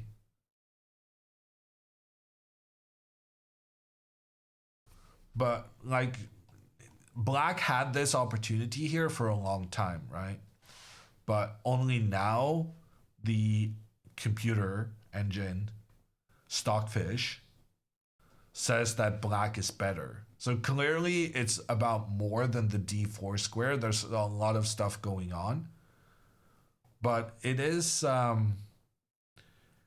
worth noting that the d4 square is not insignificant. And actually, this also goes back to this situation where I do think it was quite a significant mistake by Alexandra not to trade off the knight that was headed to the d4 square. So it's kind of all the positional considerations are connected somehow. If we were going to trade knights regardless, it would have been better to trade off the knight that was headed to the important square. But, I mean, you can easily understand the reasoning for why Alexandra did what she did, right? Because after this trade, she gets a rook deep inside enemy territory, putting a lot of pressure against the black bishops. And then it just turns out, actually, you're not really able to use that rook for too much. And the knight will quickly come to chase it back. That being said, knight e5 now is probably a mistake because of rook here attacking both the pawns. It's still a tricky position, but the trend of the game is not in Alexandra's favor. Both the computer feeling that black's position is better and better, sure, but I would also say a trend in Alexandra's game is that her opponent is feeling, I feel like he's feeling more confident now than he was in the beginning, because he's playing quicker. I don't know if you agree with that observation, but that's my impression, that her opponent he's been pretty quick with his moves now. But sometimes your opponent being quick with the moves just means that they're stressed out because you're playing quickly. So it can go both ways. Knight d4 threatens knight takes e2 and bishop c6. Oh, that's bad. Oh, that's a good point. Knight to d4 threatens both knight takes bishop and bishop forking or double attacking, or what you want to call it, against the rook and knight. So if the knight comes up here, Alexandra has to take it, giving up the bishop pair. But if this does happen, she will win a pawn, because then she will get the rook stepping back, attacking two pawns at the same time. So knight to t4, it feels like a good move because it forces Alexandra to trade off the bishop, but then it turns out it's actually not that good of a move because you're going to lose a pawn. So the position is definitely still full of tricks. Andrea's opponent is checking out the clock. Did he press the clock because he made a move?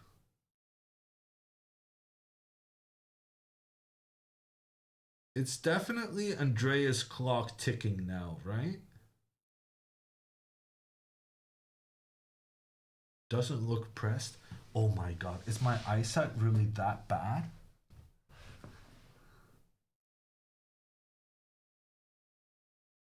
Definitely looks like white's time is running, no?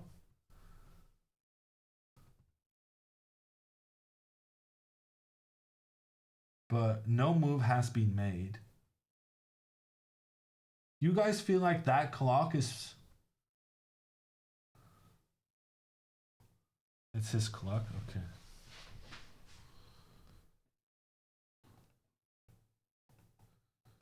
Hammer needs new glasses. Well, so does Andrea's opponent, if he literally just picked up the clock to see how much time he had remaining. But yeah, I'm not proud of striking back against comments on my eyesight saying that, oh, at least my eyes work better than a 70-year-old's.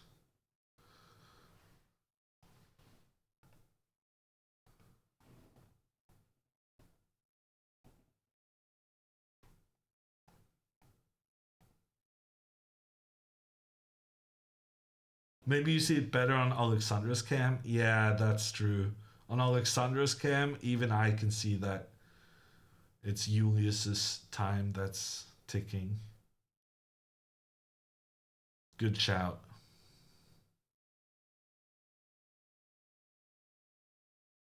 What's the longest game of chess you've played? I actually, the game with the most moves I've ever played actually happened at the Reykjavik Open. True story. It was a game I won against Ehsan Moghadiabadi, who then represented Iran, but now he moved to the US and he married one of the US national team players. But it was a game that I won in the end. I was up a pawn since like move 15. And in the end, I needed to get to like move 144 to win the game.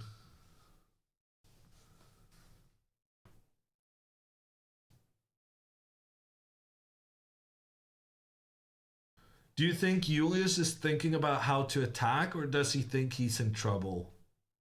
I don't know. I'm very surprised Julius is spending this much time. Because frankly, he played so quickly in the opening. And he played with such confidence. Before thinking about this move, he had never spent more than 3 minutes on a move. Which is just wild. To play so quickly and then out of nowhere be thinking for like 25 minutes.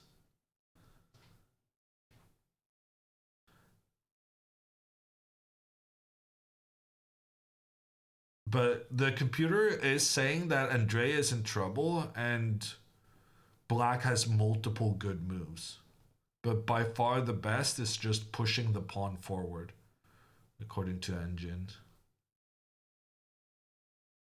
If this pawn pushes forward, Andrea is definitely castling though, right? And then apparently queen a5 is good, but it gets really complicated. Like Black sacrifices a pawn and the rook is under attack. And then somehow this is good for Black. You just move the rook.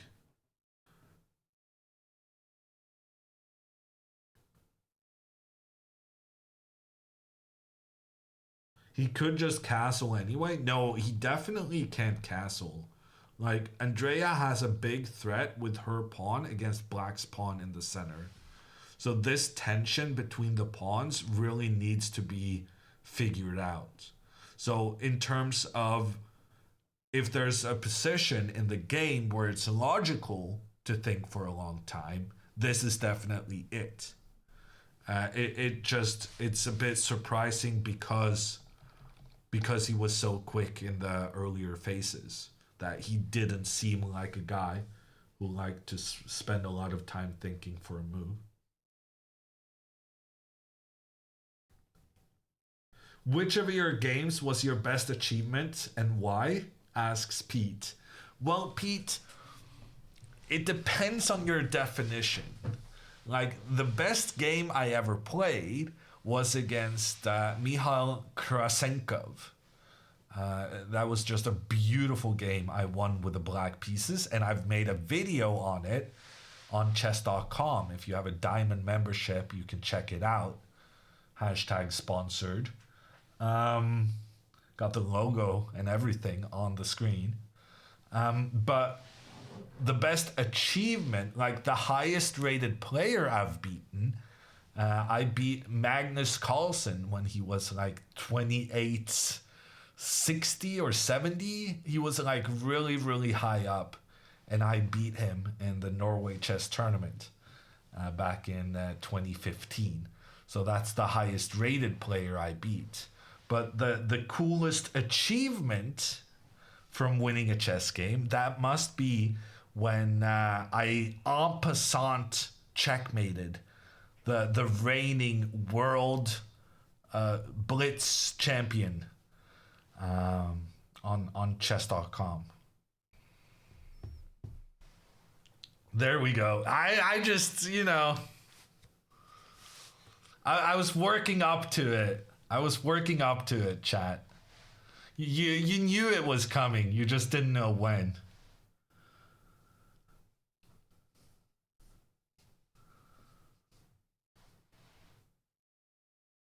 We need a flex counter? I don't know.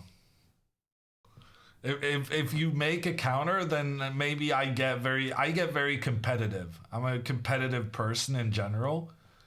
And I would fear that if you make a counter, then this stream is going to be a lot more flexing and a lot less watching Botez playing chess.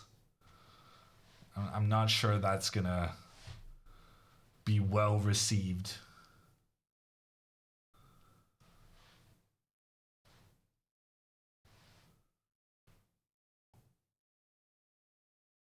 And knight d4 is on the board. Big moment here for Alexandra. She has to take the knight. If she plays anything other than taking the knight, she's in big trouble. On the other hand, if she does take the knight, she's going to win a pawn. So, pros and cons.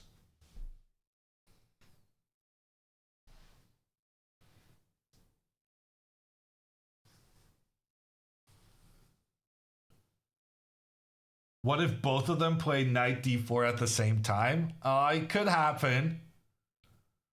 But then Julius is going to have to move pretty much now. Knight d4 is definitely one of the moves he's thinking about. Attacking the queen and attacking this pawn. And if you get that pawn, you can attack further on towards the king and the rook. A double knight d4 from the Icelandic veterans. Is it going to happen?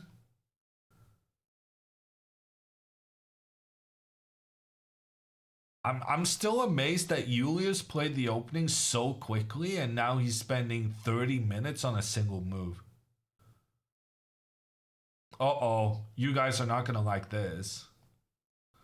We caught up because Julius has been thinking more than 15 minutes. We've caught up with the live board, the not live board, I guess is better to say, from the tournament. And Andrea got a question mark.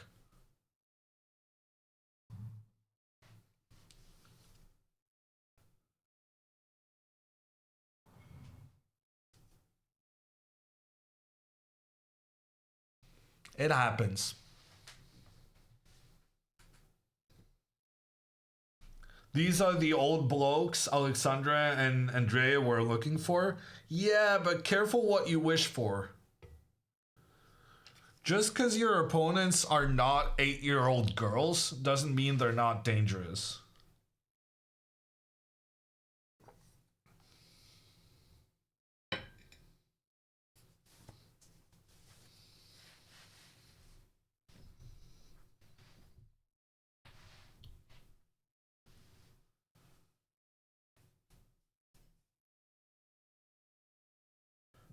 What is the vertical bar on the left side of the board? Good question, Manu. If you watch a lot of chess, you're going to be familiar with it. But there's plenty of people here who are watching their first chess broadcast. And then if you're wondering about it, it probably means others are as well. So the bar on the side, basically it starts out being, well, pretty much like it is on Alexandra's board now. It's half white, half black. But if the computer feels like white gets an advantage in the game, the bar will become more and more white and less black to indicate that white has the advantage.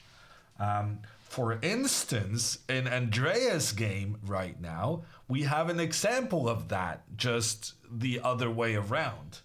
The bar is way more black than it is white, which means that it's a graphical representation of the fact that the computers absolutely hate Andrea's position and believes she is going to lose if her opponent finds all the right moves. Fortunately, that doesn't really happen. We don't play opponents who play absolutely perfectly. But it is a slight cause for concern. And while we're on the topic, you can also see this question mark Andrea got on her previous move.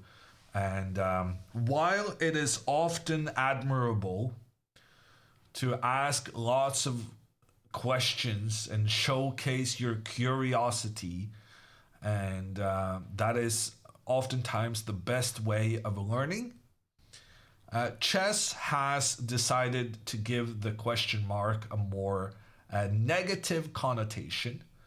And one question mark means that you've made a mistake.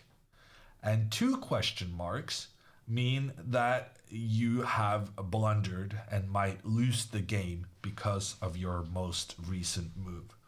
On the other side of the spectre is the exclam. 1 exclam is good move, 2 exclams is brilliant move. And somehow the problems of the school system is also reflected in the world of chess, in that we are rewarding the loud disruptors of the class and spreading negativity about the curious minds wondering about how the world all works.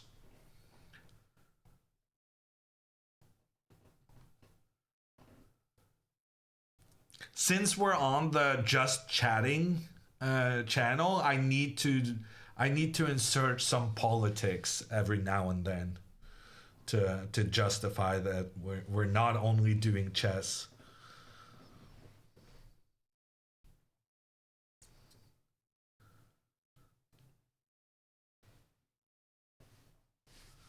He moved? Who moved? Oh, Julius! No. Julius, yes, he did go knight d4. Oh man, if only he had done that like 3 minutes earlier.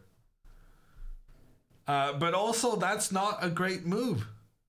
Look at the change on this eval bar. It used to be very, very black. Now it's equal amounts white and black. Knight to d4 does attack the queen, but it is a mistake. Because what black no longer has the option to move the pawn forward and avoid the trade between the pawns. And because black can no longer avoid the trade of pawns, it means that the position will open up, which is the chess terminology for this. The fewer the pawns, the more open the position. And open positions generally favor the player with the 2 bishops. So this is excellent news for Andrea. And yeah, computer is saying equal, but I think that after queen to d3, which obviously Andrea is going to find in this instance, I think Andrea is going to get a sizable advantage within 5 moves. Because I think this was the first step in the wrong direction for Julius, and I don't think you can I don't think the logical follow-up is going to be good for black. So very often when you make a mistake, you often follow it up with another mistake. So even though the computer feels like this is an equal situation, I'm predicting that in 5 moves, Andrea will have the advantage.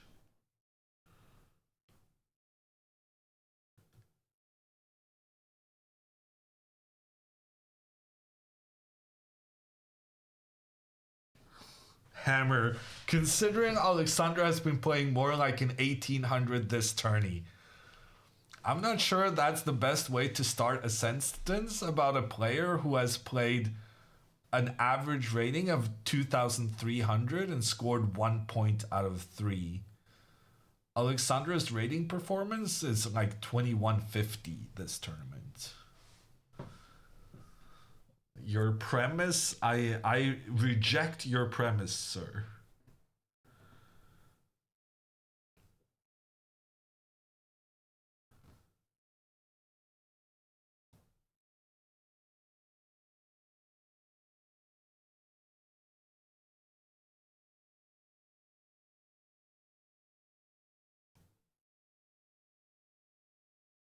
What are the chances we get Alexandra versus Andrea this tournament?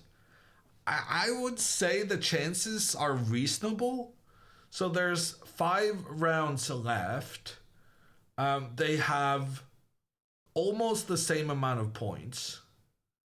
And they kind of have the right distance between them so that they may end up on separate... Because the way the rounds are made is that you take the people on the same amount of points and then you cut them in half.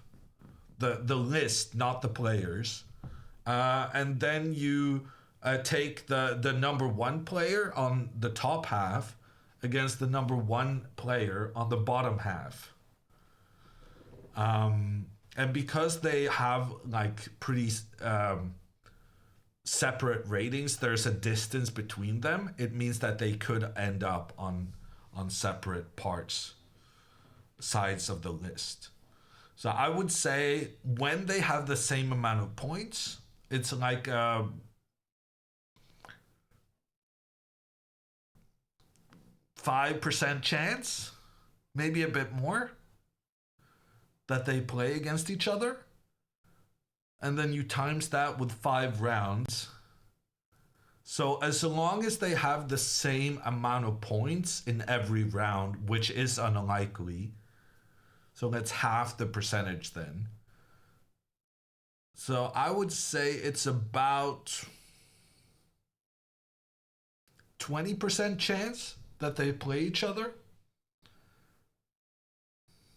50-50, yeah, that's the classic, isn't it? Either it happens or it doesn't happen.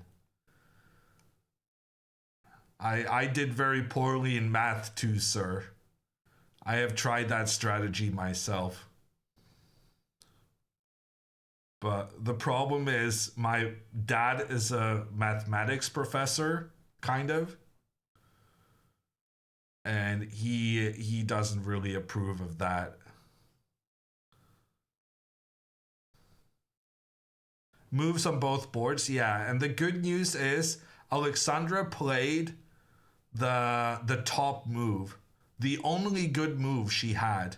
She needed to capture Black's knight, and she did it. Black quickly recaptures with a bishop, but then after rook to d6, Alexandra is attacking pawns in 2 directions. And she's about to win one of these pawns and get the advantage. And Andrea did play queen to d3, but I already said she was going to play this, so that's fine.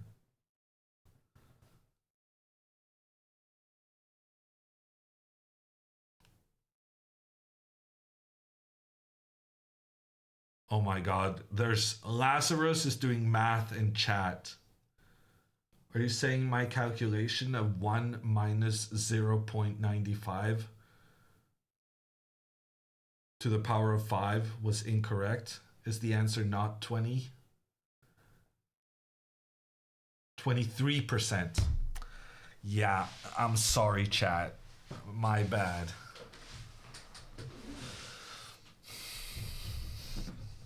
I made this comment earlier this week, but I'll say it again. A chess stream on Twitch has by far the most mathematicians in chat compared to any kind of other topic.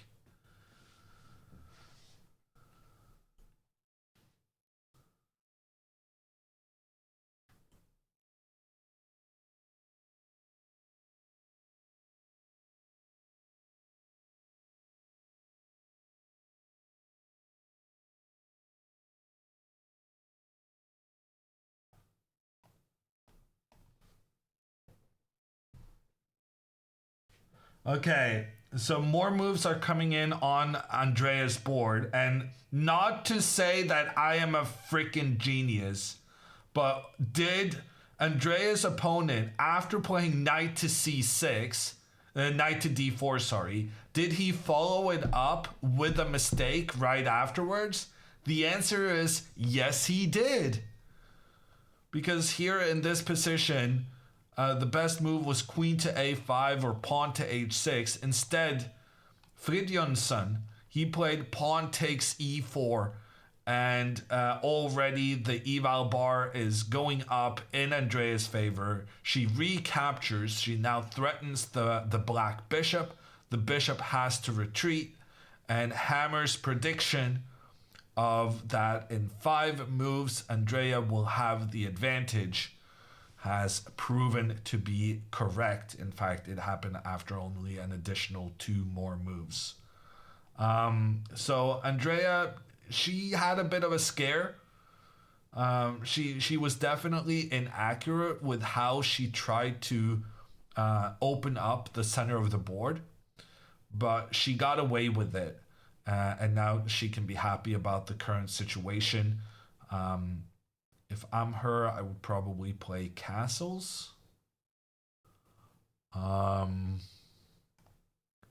is this bad for white?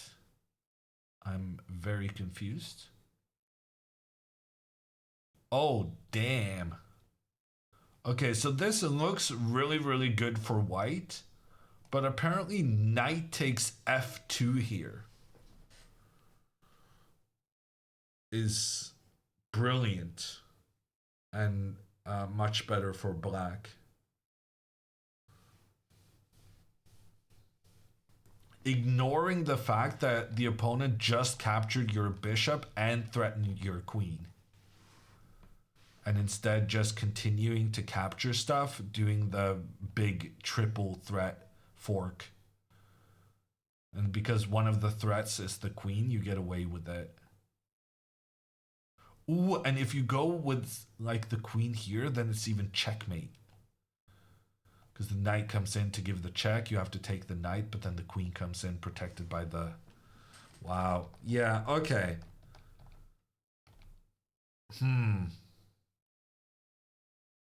So apparently what Andrea should do is first capture this knight and then castle. But that's not very obvious. Okay, well anyway, Andrea's opponent spent forever thinking about his previous couple of moves. So that means Andrea can now take her time in figuring out whether or not she can castle. There is the tension between the knights and the center, so that's very much on her radar. And she definitely will want to castle very soon. So Andrea is going to castle here within the 3 next moves because she's not her sister, but also it's move 13, so it's about time anyway. And in the meantime, we can check over at Alexandra's board. And did her opponent play? He played b5. b5. So Ragnvaldson, he realizes that he was going to lose a pawn no matter what. And he says, I'd rather lose this pawn in front of my rook so that now if you capture this pawn, then I'm going to create some nastiness with my rook pointing down on the white king. And frankly, this bishop in the center is also really good, helping out, putting pressure against the white king. In fact, computer says this is just good for black after bishop takes pawn. We talked about how this bishop is not very happy with there being a white pawn protected by another pawn, blocking its ability to put pressure on the diagonal. But here the bishop can actually sacrifice itself against the white pawn because it also opens up an attack against the white bishop on the opposite flank. And then if we just follow the takes, then at the end of this, it's equal number of pawns, but what's not equal is the number of pieces pointing in against the opponent's king. So we're definitely not looking to go down this path. Fortunately, the good news is Alexandra has a really good move here. And basically what Alexandra needs to realize is that opening up for this rook is just not going to work out for her. So the move being recommended instead is knight to b6. And after knight to b6, white actually gets a significant advantage. Because after, say, takes, you don't go, because I was thinking, is there a fork? Is that why this is good for white? But actually, if you go for the fork, then black can sacrifice their bishop, giving a check on the white king. The bishop is captured, but then the rook comes in, protected by this hero, the bishop in the center.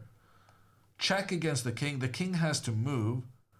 And then you don't even capture the free bishop. You move the pawn up, and if white captures the black rook, then bishop in check, pawn in check, and the pawn becomes a new queen. Oh, wow. Okay, there's a lot of traps to watch out for. But, so basically, the idea behind this knight to b6, I thought it was to do the double attack on the rooks, but actually what it's more about is that this knight needs to stay in the path of the rook so that the rook is unable to point down against the white king. Knight b6 played, good move. Good move from Alexandra.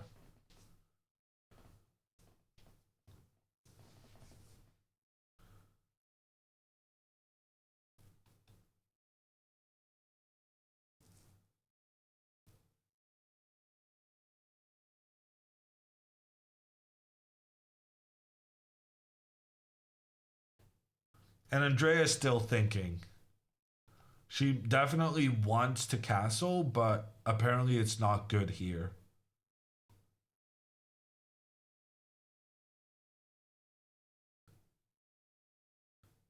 Is forking the rooks bad? Yeah, apparently. So even though Alexandra found the right move, we're not yet sure she found the right plan. Although that being said, after pawn takes pawn, it does make a lot of sense just recapturing with the bishop, because then you also point in towards this black pawn and the black king. And the idea of having the knight coming into the d7 square, even though it's not good now, it might be good in the future.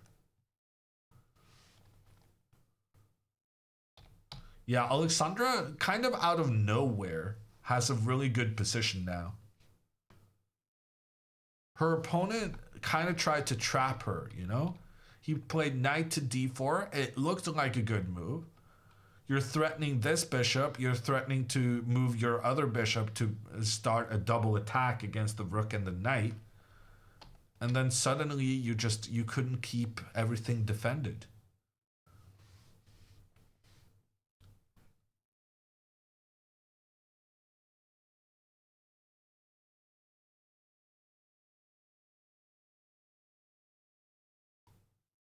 Why are so many people walking around like it's some kind of a flea market?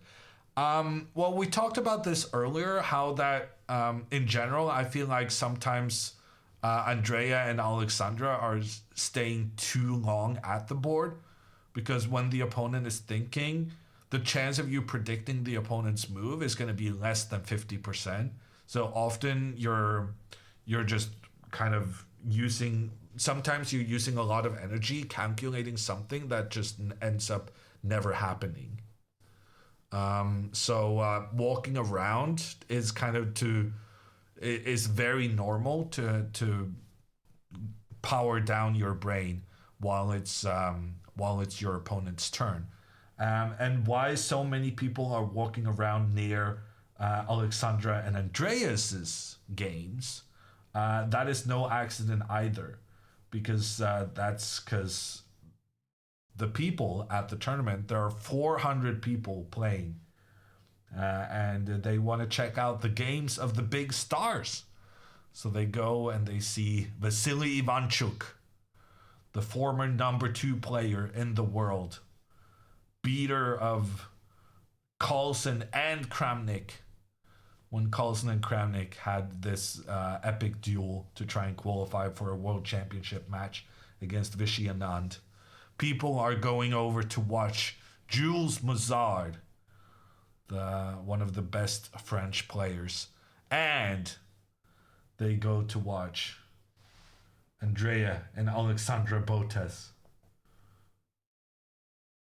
the big chess star influencers.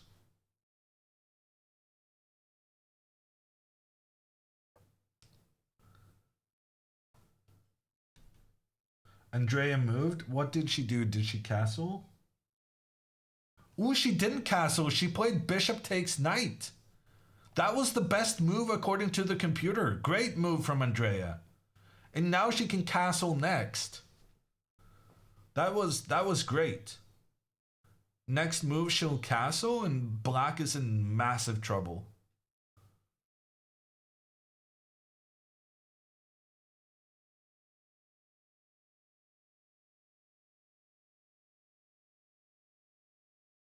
Hammer's still holding out for a castle.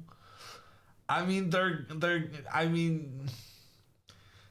they castle late, but they usually do end up castling. I'm not wrong when I say I would like to see them castling earlier, but I'm also not wrong when I'm saying that I'm expecting them to castle soon. It's not like they're just refusing to do it to spite me. That would be crazy.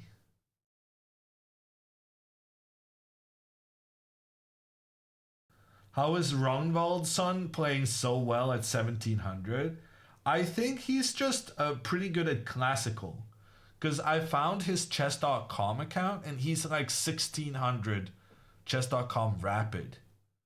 Which is frankly not very good. There's people in chat with that rating. But let's just say that in order to play 1700 in an over-the-board tournament, you have to play at a way higher level than you need for 1600 chess.com rapid.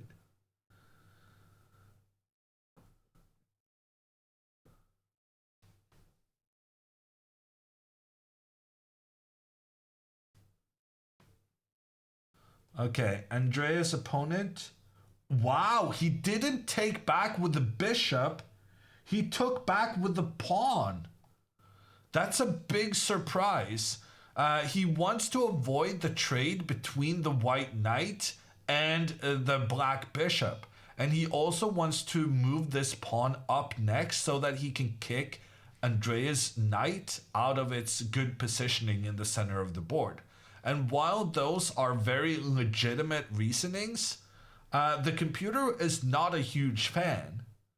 And 4 moves ago, I said that Andrea is going to have a big advantage pretty soon. And now Engine giving her an advantage comparable to that of one pawn, 1.17. That being said, the only good move now is to castle. So, oh, she already did it. Never mind.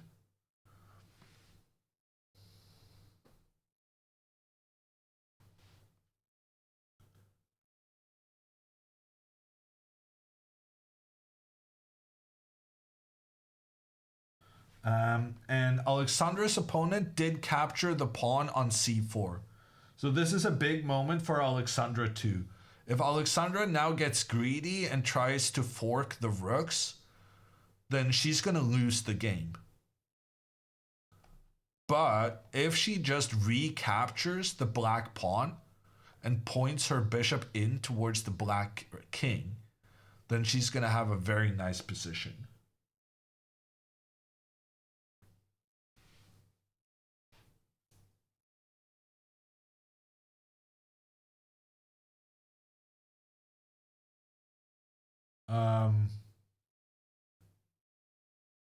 Is Andrea wearing AirPods?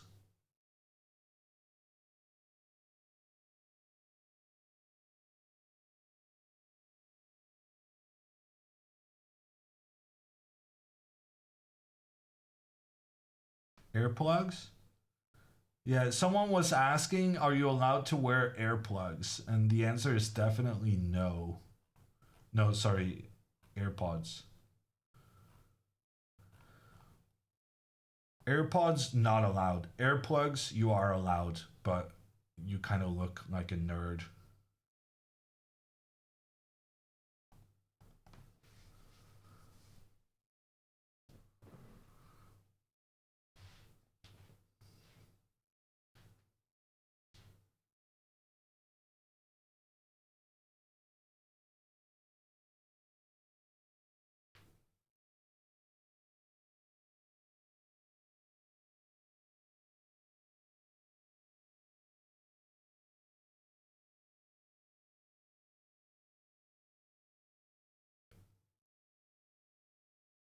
So earplugs are allowed, actually? I mean, I would think so. But, like, if you get in an argument with an arbiter, then basically whatever the arbiter says goes. It is within an arbiter's power to decide what's allowed and what's not. So if they say they're not allowed, then they're not allowed, and that's just the end of the conversation. But I would assume most arbiters would be fine with it.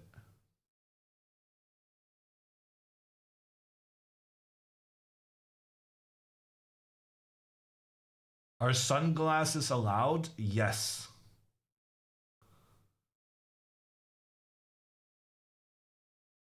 But then it kind of looks like you're trying a bit too hard. Kind of the opposite of the looking like a nerd situation. Alexandra has recaptured with her bishop, pointing against a couple of black pawns and also even against the black king. So Alexandra has a good advantage right now, and so does Andrea. So to answer the person who came in asking how are the girls doing, right now they're doing amazing. Like half an hour ago, they were both kind of... But now they're doing great. Things turn around quickly. It's all about the timing. Wow, Alexandra's opponent played bishop d5, which was the only acceptable move. I didn't think that was such an easy move to find. But it's actually a really good one. It's a really, really good one. And now Alexandra only has one good move, and that's pawn to b3. And after pawn to b3, black has bishop to e5, and this rook is in trouble. But it's okay because Alexandra can sacrifice her rook and then go with the knight fork. So apparently the knight fork was super important.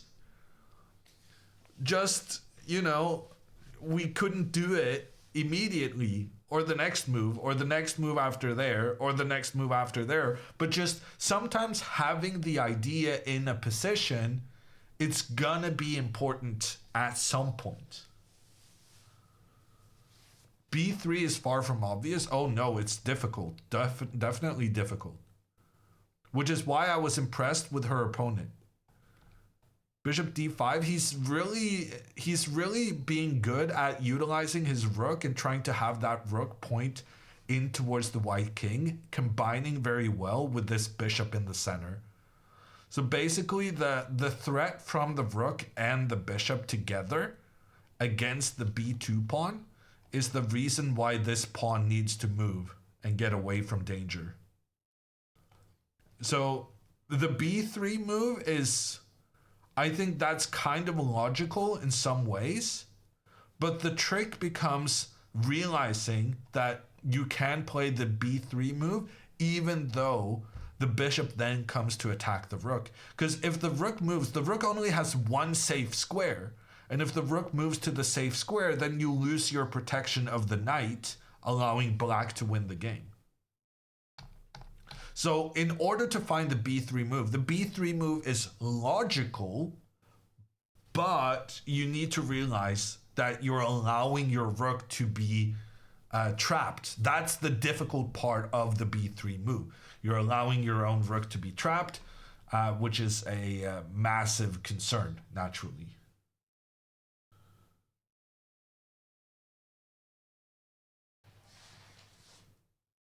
Andrea moved.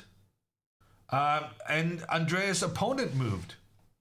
Knight to c6 has been played, and Andrea very quickly goes queen c3, and Andrea now has a winning position.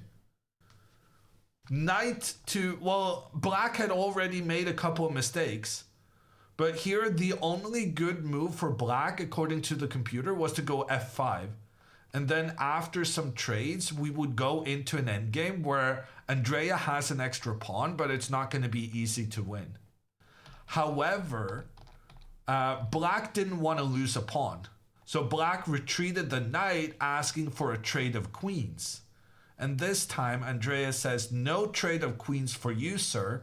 I'm going to instead point my queen together with my knight against the f6 square. Right now, that square is under control. It's protected by both the Black queen and the Black bishop. However, since we just castled, it means that the white rook is now in the center, and as the queen moves out of the way, it actually opens the path of the rook towards the Black queen. The Black queen then has to move away, but that means the queen will move away from this important pawn that Andrea is attacking with her queen and knight. So now after queen to a5, Andrea will capture the pawn because now she has 2 attacking while Black only has 1 defending. And after this, Andrea will be up a pawn and she will also have an attack against the Black king. So Andrea, 3 out of 4. It's happening.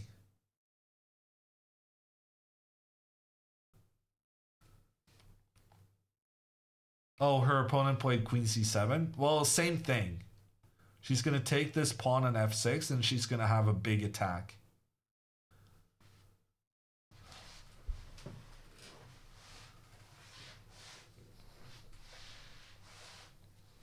Is this the first or second game today? This is the first and only game today, Sheriff.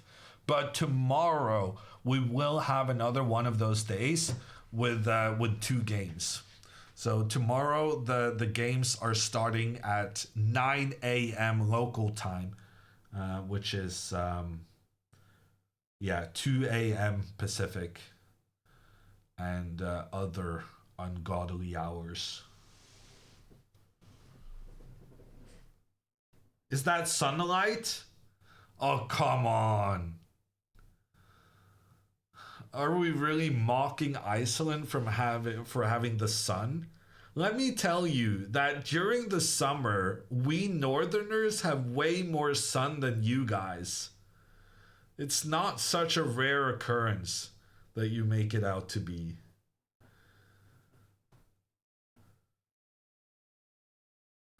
I guess the biggest surprise is that the sunlight is able to get through all the volcanic stuff that's happening. In case you guys don't know, to keep you updated on the local Icelandic news, there was a volcano eruption not too far outside of Reykjavik yesterday evening. It's the 3rd or 4th eruption in the last couple of months.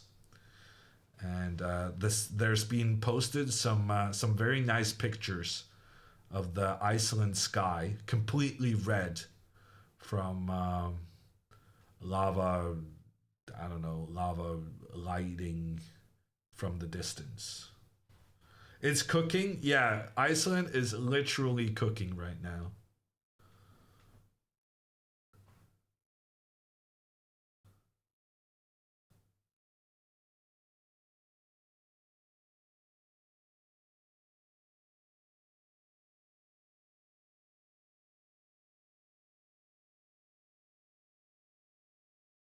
Are you also in Reykjavik? No, I'm just in Norway, which is, it's not as far north. I was going to say almost as far north, but that's not really true, is it? But Iceland is surprisingly far south. Especially Norwegians underestimate how far south Iceland is. Because we're used to Norway being quite far north, but so we assume that Iceland is at the longitude of like northern Norway, but it's actually like middle Norway. Are you Norwegian? Yes. That's why I'm in Norway.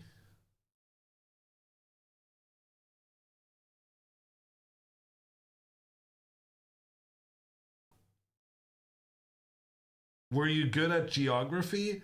Let's just say I was very disappointed when I learned that the school subject geography was learning about rocks and rivers and the ice ages rather than placing countries. Because I had spent my entire kindergarten experience learning everything there is to know about flags and countries in the world. And then getting to geography class was a big kick in the teeth. No one had prepared me. That's geology? Not in Norway. Well, geology is the major part of geography in the Norwegian school system.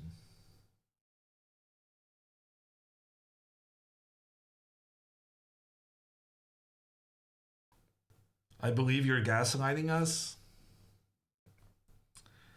I mean, there's limits to what I can do about your beliefs.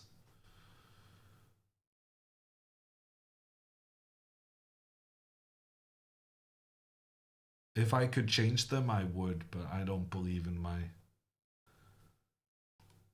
persuasive abilities. Andrea played King B1? Wait, are you saying Andrea did not capture a free pawn with check? Wait, what?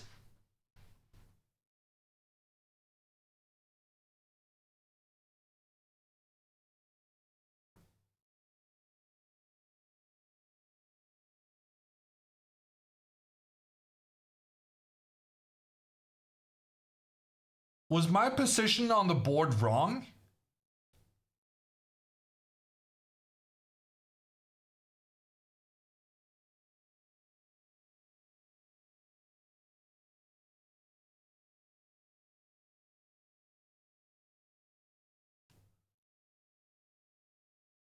Wow. That is actually absolutely crazy.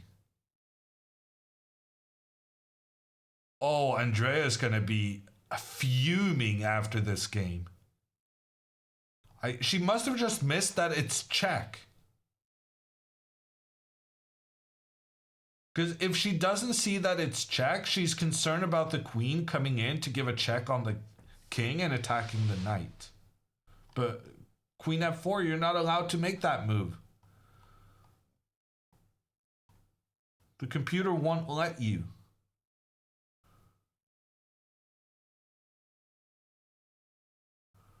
Oh no. And that would have been just game over. Oh no. Maybe you guys are right. Maybe I am jinxing. I just...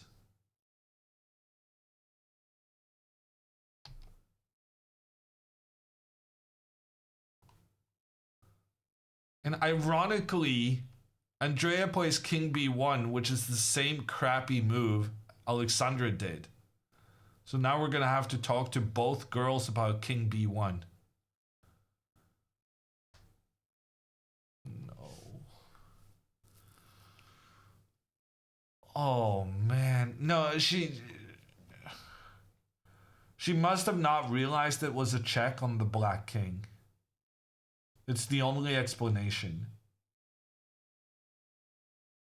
Had she taken this pawn, it would have been game over. She would have won so easily.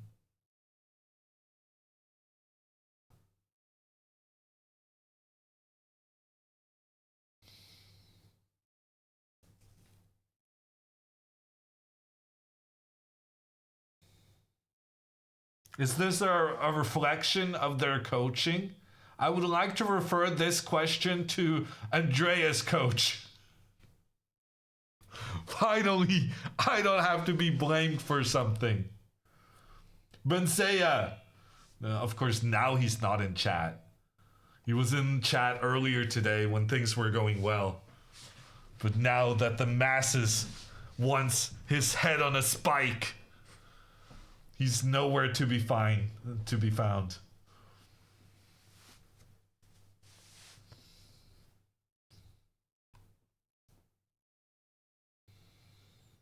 Oh my god, that's actually very sad.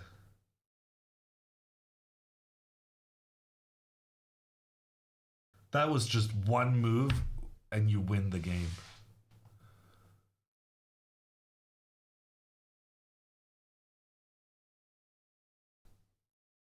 Oh, she's gonna be so angry.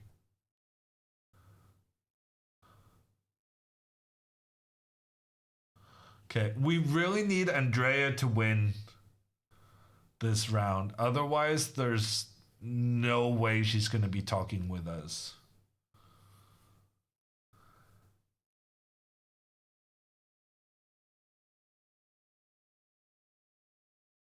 Hammer, how come you don't have a Norwegian accent?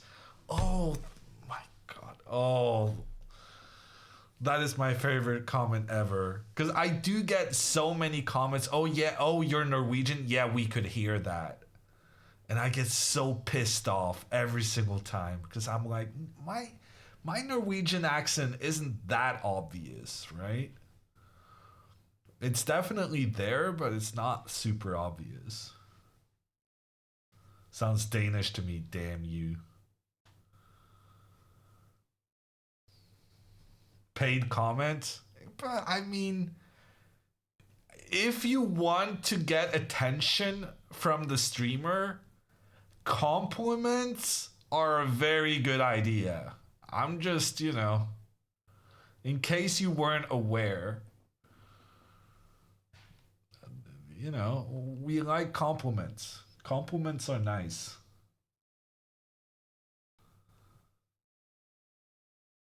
Yeah, I don't know. I lived in the US for a year when I was a kid. But I didn't have such a good American accent when I was in school. So it's based on kind of like, I don't know. Because now I got a lot of American friends, right? And that helps you kind of preserve your accent. But when you're stuck in the Norwegian school system, you're not going to have the greatest accent, let me tell you. Can you do a California accent? I thought that's what I was doing. Is my accent not Californian?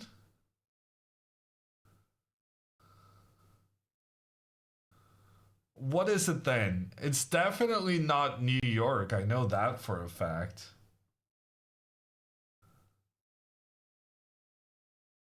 Hammer missing all the moves. Oh, did Alexandra move? Oh, she did. And she doesn't have a pawn on b3. This is not great. Alexandra didn't find the one good move. It was quite a tricky move to find, though. Knight takes d5 on the board. She's allowing rook takes pawn with a check on the king. Oh, and the computer says it's not bad. Wait, what is going on here? Rook takes, check on the king. King has to move. Then he can take the knight. Oh my god, if he takes the knight, then rook takes d5. You're threatening to take the bishop. You're threatening a discovered check on the king. And if the king moves away, hides in the corner, then rook takes bishop and you win the game. Because even though that bishop was protected, the bishop was also protecting the next rook. So Alexandra made a mistake, but it's a mistake that's probably going to win her the game. Knight takes d5. And So the good move now is rook takes b2, and it has been played.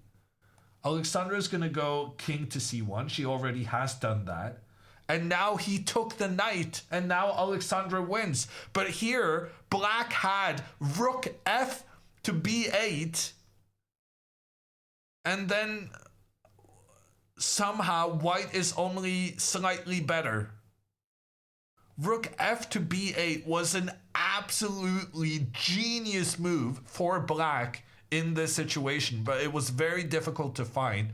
And Geir, he just never really considered the option, I think.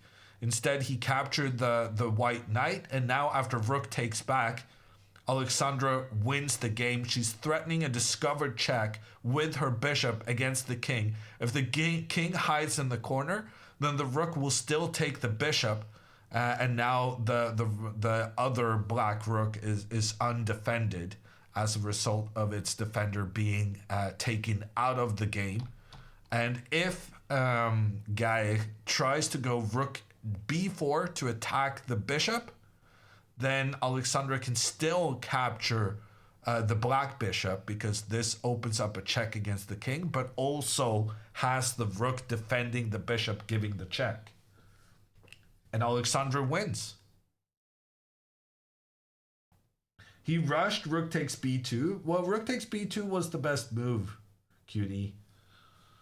He just didn't see the follow-up, and it was kind of a tricky follow-up, to be fair. And just like that, it's game over. Alexandra takes home the win, and getting a pretty short game today. That's great news for her, because tomorrow is a double round. They will play 2 games in a day. And in the last double round, Alexandra lost both her games against very good opponents, but still, no one likes to lose 2 games. But one of the reasons I suspect that she did poorly is that she basically didn't get any sleep. Whereas now, maybe she'll go to bed by 10 p.m. It sounds unlikely when I'm saying it, but you have the option to do it at the very least.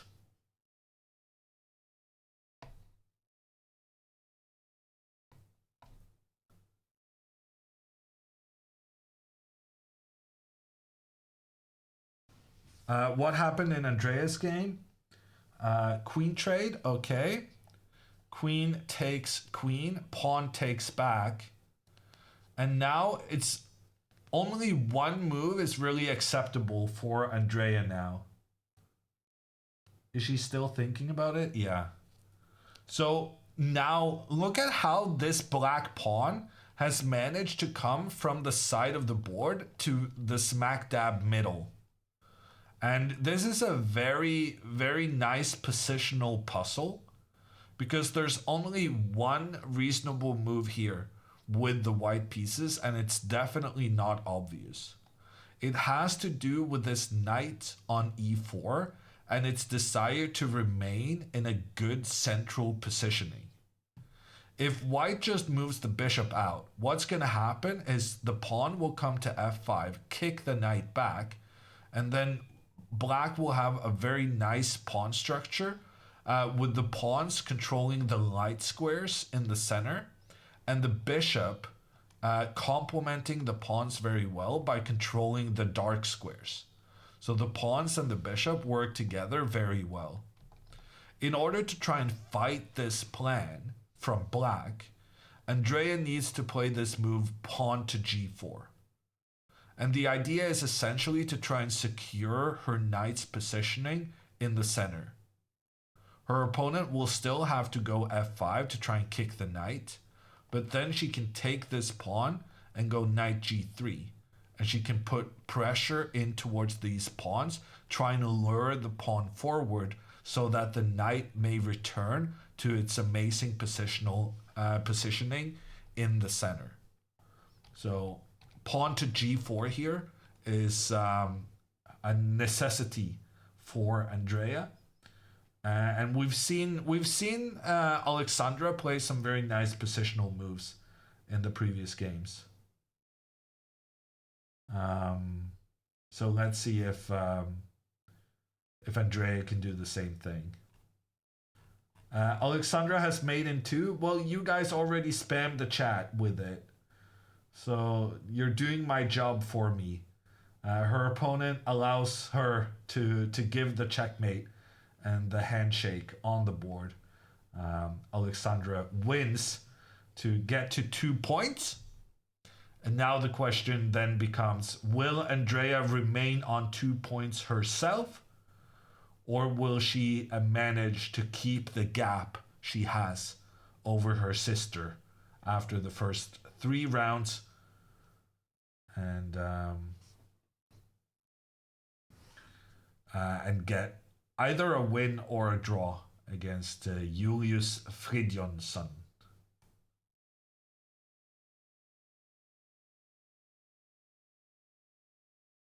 And Alexandra's opponent wants to analyze. Ooh, look at this. Alexandra had seen this rook b8 move that the computer said was so good. And she immediately shows her opponent this opportunity after the game. And, oh, this is interesting. So right now on the board, so the first thing Alexandra said is that you had this opportunity to go rook b8. So Alexandra had seen this. And she was mentioning knight to e7 as a possible move. But actually after knight e7, black wins after king f8. And that is the current position they're looking at right now. So Alexandra had seen the good move he could do. And now she's doing bishop b3. But actually she needed to do this one move earlier.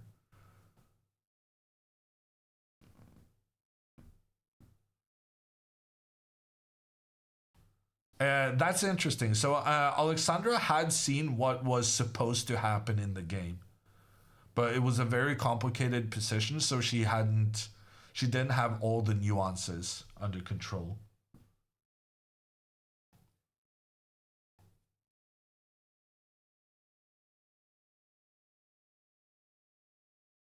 Is she going to talk to us? Yes, definitely. We'll give her a call in 10 minutes. Can you show us how the game ended? Oh, yeah, sorry. So her opponent made a mistake when he captured the knight. It seems sensible to capture a knight with a pawn, but this allowed the white bishop to point down towards the black king. And the threat here is that the rook wants to capture the bishop so that the bishop no longer is on the board to protect the black rook on b2. So in order to save the rook, Guy chose to move the bishop back so that the bishop still keeps the control towards the black rook. But now Alexandra moved her rook up, which gives a check from the bishop. So the king has to go into the corner. But the reason Alexandra put her rook on this square is so that when the king moves away, the rook would come in to give the checkmate. And that is what happened to give Alexandra her second win of the game, of the tournament.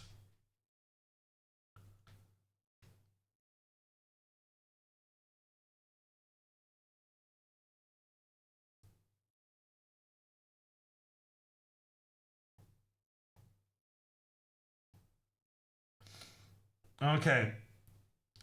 Andrea, front and center for the rest of the stream.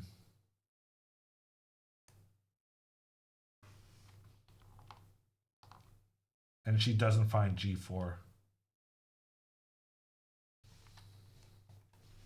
Bishop e2. Now Andrea is significantly worse in the endgame.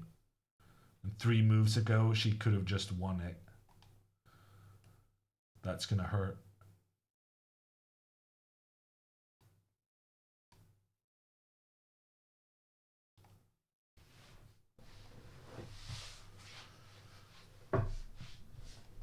This is gonna be a long game. I kind of hope so. Because frankly, these black pawns advancing in the center could be really annoying for Andrea. And both players are getting kind of short on time.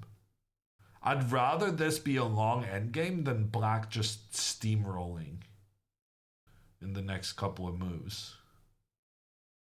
Because now black is definitely better. So notice how in the central area, so if we say these 4 files are the most central files, and then this is the center. Well, this is the expanded center, and this is the center. But let's use the expanded center here. This is the most central quarter of the board. And in general, you want to have as many pawns in this area as possible. But I ask you, chat, how many white pawns in this area? 0. How many black pawns? 2 and maybe 3. If black plays what we're expecting him to play. So the fact that Andrea has to deal with a 3 versus 0 pawns in the center situation, that means it means she's in trouble. Okay, Alexandra will analyze with her opponent, and then she'll call us afterwards.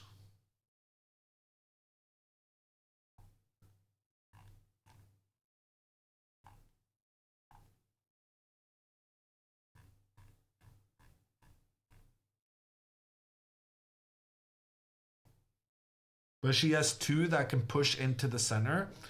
Yeah, so she has 2 that could push into the center. But number 1, if you push this one forward, then the pawn is kind of just blocking its own bishop. So part of the reasoning why this is so good for black is also that the pawns are going to be located on the light squares, whereas the bishop is controlling the dark squares. So we always look at our own bishop to try and determine where we would like our pawns. And so you said white is able to push 2 pawns into the center, and I'm going to say white only has the opportunity to push 1 pawn into the center. Because white wants their pawns on dark squares, which means this guy, we don't want to move it over to the light square. Damn it, all my color rings disappeared. But anyway, we don't want to move this one to a light square because then it's going to be working very poorly together with the bishop. We do want to play this pawn forward because we want it to be on a dark square. So this guy will make it to the center. But even then, 1 versus 3 is not a great look for white.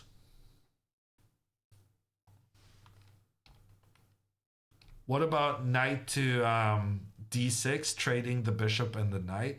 The problem then is just that the black king gets a good positioning, and then afterwards the black knight will be super, super good in the center of the board because we're unable to control that square the knight wants to go to. So say we get into a position like this, it's going to be very difficult for us to kick the knight away because worst case, the knight might just use the pawn that's in front of it to do an en passant and make sure that the knight will not be kicked away.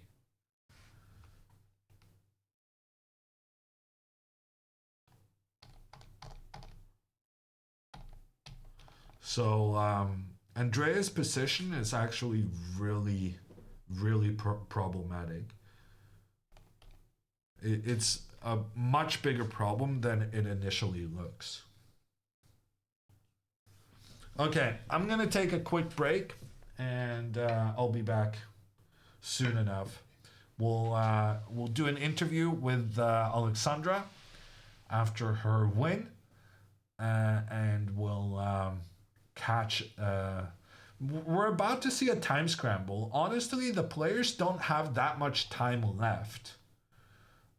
So time scramble is kind of approaching in this game, and they traded the queens and we're in an end game and all that stuff, but they frankly don't have that much time left, despite having played seemingly a lot of moves. So I'm gonna take a little break and I'll be back.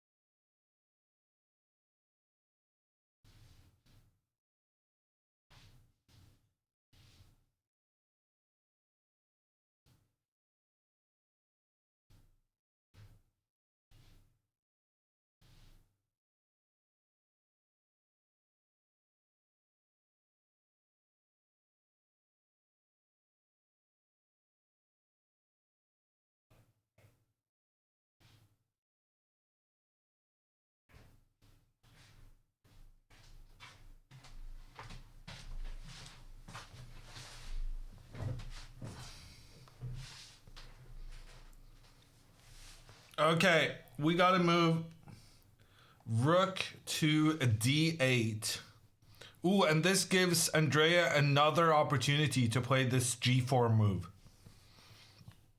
But if I'm honest, if she didn't play it on the previous one, kind of unlikely that she realizes the importance of trying to stop the black pawn advance at this point. But wow, no, computer really likes this g4 idea. It's just very important to try and stop the black pawns in the center from getting forward. And we talked about how black may get 3 versus 0 in the center. So to try and explain why this pawn to g4 move is so important, we can compare this position to this position.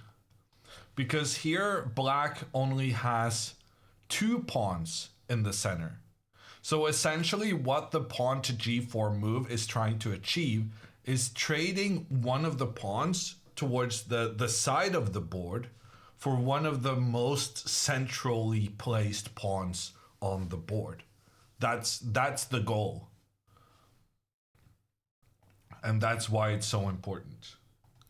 And anything that can help us keep the knight placed here on this e4 square. This knight is incredibly well placed for Andrea right now. But it is also very prone to getting kicked out from that positioning very soon.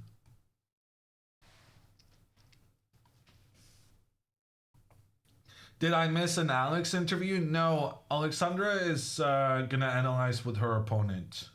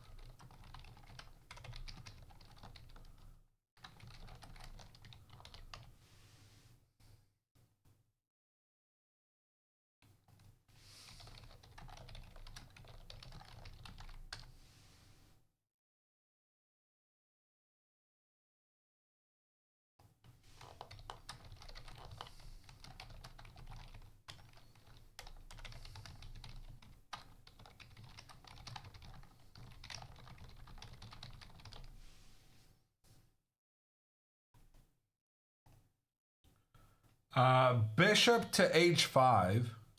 Chat says they like it. What does chat know about chess?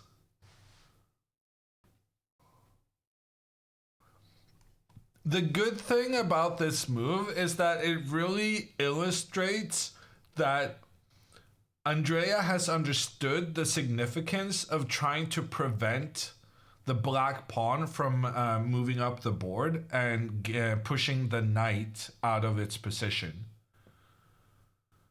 The problem is that if black castles here, now if Andrea goes g4, the computer feels like even this is quite good for black. That black is able to give the protection you need as these pawns advance up the board. But her opponent does not castle, which was judged as the only good move by the engine. Andrea's opponent plays rook d4, trying to kick the knight out of position. And apparently, suddenly, Andrea is better. But something tells me this game is going to be moving a bit up and down in the next phase. Anyone have any idea what the time situation might be like? In the last 15 minutes, who's been thinking the most? It's probably Andrea, right? Oh my god, Andrea might be very low on time actually. 15 minutes ago, Andrea had 15 minutes left. Oh, Andrea is in massive time trouble, though she did find the best move here. The rook tries to attack the knight, the rook protects the knight. And then rook f8. Oh my god, her opponent is trying to flag her. He's playing so quick. And he's not playing very good moves according to the computer. But on the other hand, Andrea probably only has like a couple of minutes left on the clock. Yesterday, Andrea was saying she made a mistake because she was trying to flag her opponent. And now her opponent is making mistakes because he's trying to flag her. But Andrea is not going to let some 75-year-old flag her, is she? Pawn to c3, another best move from Andrea. Andrea with 2 best moves in a row. And Andrea's opponent is not playing very well here. He's playing fast, but he's playing fast for the wrong reasons.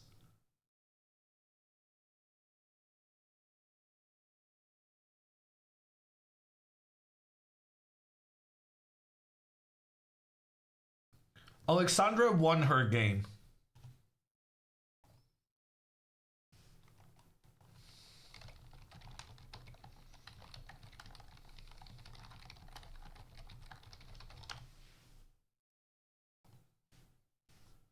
Okay, the rook retreats. Once again, pawn to g4, best move, according to Engine. No, wait, it changed its mind. Apparently, the only good move now is knight to d2. That's super difficult to find. Trading rooks is honestly not such a bad idea because then you can maneuver your knight to this f5 square, which looks kind of good. And black cannot play f5 to extend the rook scope to that square because that would allow the king. The bishop is pointing in towards the king. So if Andrea now could get her knight to f5, I would kind of like that. But it feels a bit counterintuitive to make this trade when your opponent is so clearly wanting you to make the trade. And after the trade, your knight gets kicked out of its good positioning. It's just that it has another good positioning that opens up. So they make up for one another. What about pawn c4? No, pawn c4 is a big mistake. Because what happens when you play pawn c4? You lose your ability to take control of the d4 square. So then the rook just returns. This is a classic mistake. Just advancing the pawns too much, not thinking about what squares your opponent then gets good placements for the pieces on. You want to be very careful creating too many squares where you don't have a pawn that has the ability to kick out the opponent. In fact, right now, no such square exists on this board. Because Andrea can always use one of her pawns to attack anywhere on this board right now. But if you advance too far up, then you leave weaknesses behind. It's the old cliche, pawns don't move backwards. So you got to be extra careful when you move pawns forwards, because that's committal. You can't undo that.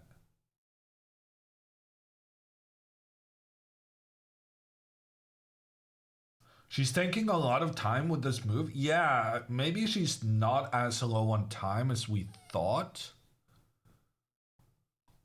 If she plays g4, I'm still going to give her some credit for that.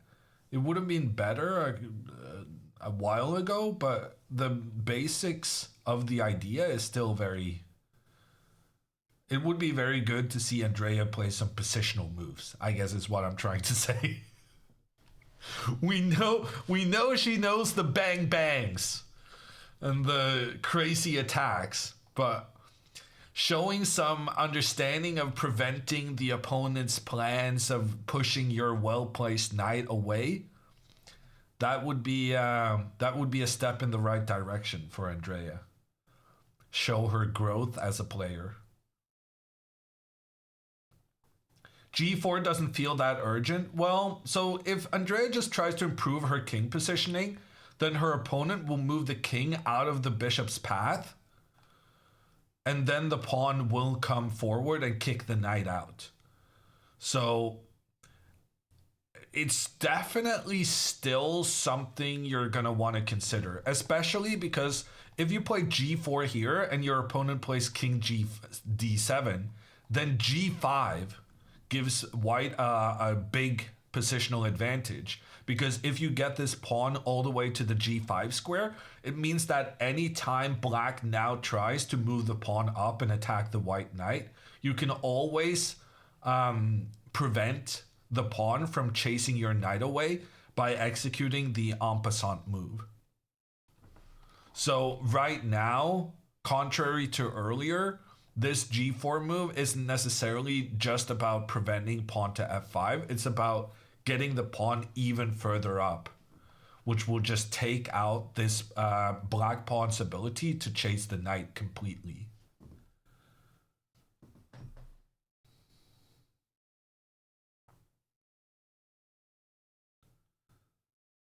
En passant is DLC. I think it might be, yeah. But so is how the queen moves.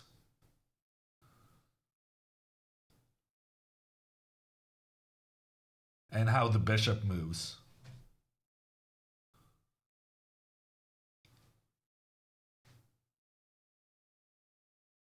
I played some Shantrai. I'm not sure how to pronounce it. Shantrai. Back in the day. Which is like old school chess. It's pretty cool. The queen moved differently, the bishops moved differently, and the pawns moved a little differently.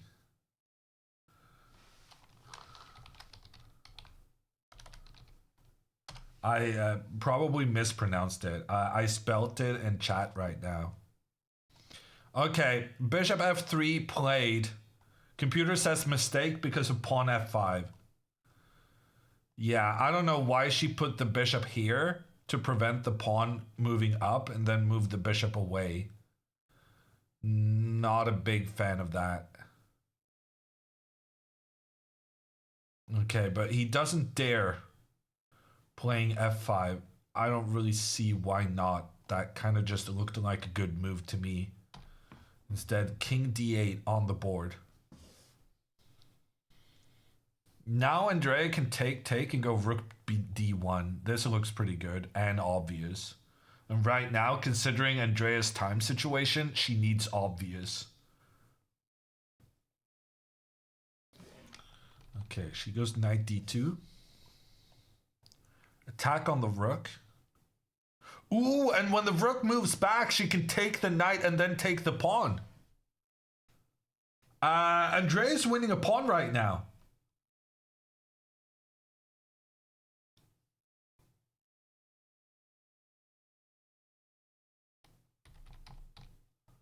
She's attacking the rook, and if the rook moves, she takes the knight, and the knight is needed to keep the pawn protected. And there's nothing he can do about it. That's just a free pawn. You said that before. Well, this time I think she sees that she's threatening the pawn. As opposed to last time when apparently she was completely oblivious to her own threats. He might be tempted to play rook b5. Yeah, to keep the rook protecting. I thought about that too. Great minds, Diener. But then pawn to a4 and the rook has nowhere good to go. Because if the rook moves to a wrong square, then the knight will attack the rook while also opening up for a check against the king.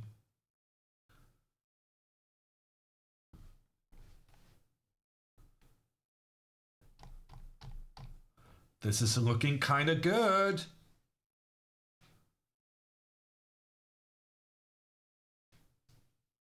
Would be amazing if she still wins. It would. But I just don't understand why she didn't take the free pawn earlier. But the good thing, if she manages to win anyway, is that she's just not going to care about the mistake she made. which means that she's going to be able to better concentrate on her next couple of games. If she ends up not winning this now, after having had so many chances to win, you just know that's going to tear her up. She's not going to get to sleep tonight, and then she has to play 2 games. She has to get up at 7 a.m. A win here would be huge. Both for confidence, but also not overthinking the missed opportunities. Is trying to flag your opponents bad manners in over-the-board tournaments? No. Mainly because it doesn't work. Andrea tried to do it yesterday. She lost. Made a mistake and lost. Fridjonsson is trying to do it against Andrea now. It's not working. He made a mistake. He's going to lose a pawn. It's just a bad idea. Don't try to flag your opponents over the board. Just don't do it.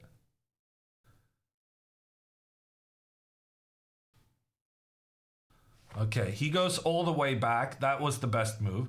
But free pawn alert. Take the knight, Andrea. Don't overthink this.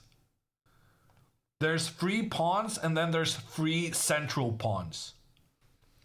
Free central pawns is even better than free pawns. One concern here, though, is that after rook takes, king c7, black is going to double the rooks down towards these pieces, and it's kind of scary. It's difficult to see how you get out of it. Ooh, you have rook here and you just protect the rook and then you move the knight. Okay, turns out it's not that difficult. Not that difficult to see how you get out of it. My mistake. Because I was thinking something like this. Now, I was thinking something like this to protect the knight, but then the bishop comes in and then there's a lot of pressure. And here the engine says this is a draw. So there's some reason to be nervous, but not enough. Andrea, free pawn. Take it. The good thing about taking that free pawn is also it makes it much more difficult for black to just overrun white with the pawns in the center. Like this pawn could potentially become a massive asset for black. It would be really nice to just take it out of commission while we have the chance.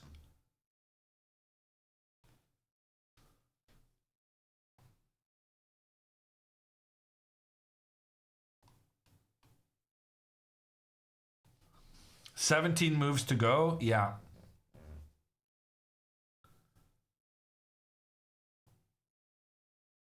So in 17 moves, Andrea gets another 30 minutes. Okay, she takes it. Good, good. Okay, I'm just gonna play rook takes pawn on the board because she's definitely doing it.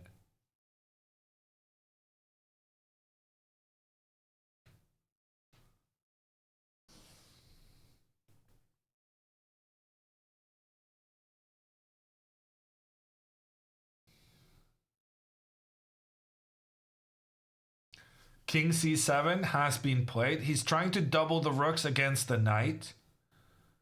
We only have one good defense against this plan. First, we need to bring the king in to keep protection. That's fairly obvious. But then we need to bring the rook back into defense. Less obvious.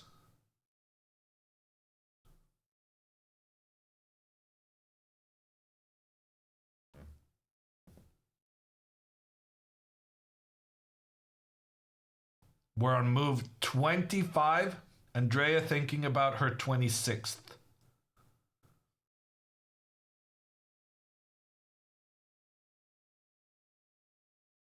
Does the move order matter? No. You can do rook e1 here and then king up, or king up and then rook down.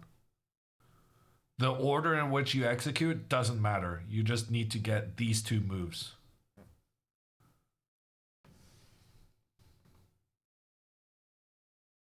Did Alexandra have the video call? No, I delayed it because Andrea has a time scramble. We're not going to talk to Alexandra while Andrea's game is at its peak entertainment. Peak drama. Do you think it's hard to convert? No, not really. Because having the knight against the bishop here is very nice. The knight's ability to jump to both light squares and dark squares is just very good for white. King c2 played. Immediately both rooks pointing down. If rook e1, I think Andrea's going to win this game.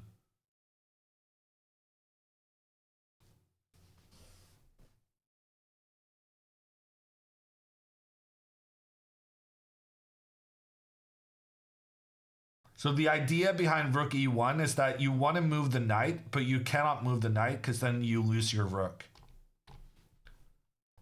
So you move the rook back to defend your buddy so that the knight can move out of the pressure from these two rooks.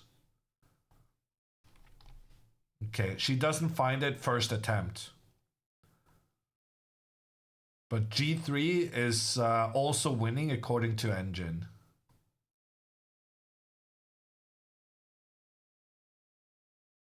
It's not clear to me why.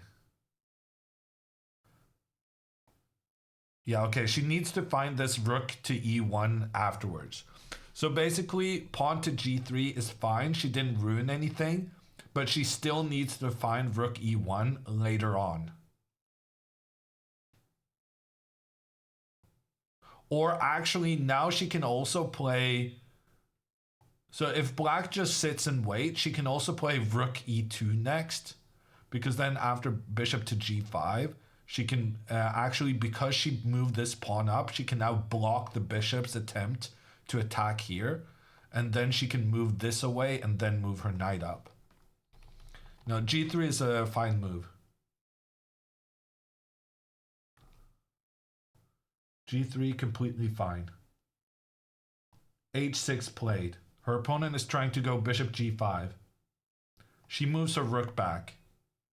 So here, moving the rook back was a terrible move because of bishop to g5. And the pressure against the knight would give black a draw at minimum. But because she played g3 first, and only then rook down, it means that now if the bishop tries to do the same thing as earlier, then she's in a position to kick the bishop back and then move the rook. And once the rook moves away, then she can move the knight. So it's just, she's trying to do the right thing. Like, her plan is correct. She just executed it in an inaccurate way.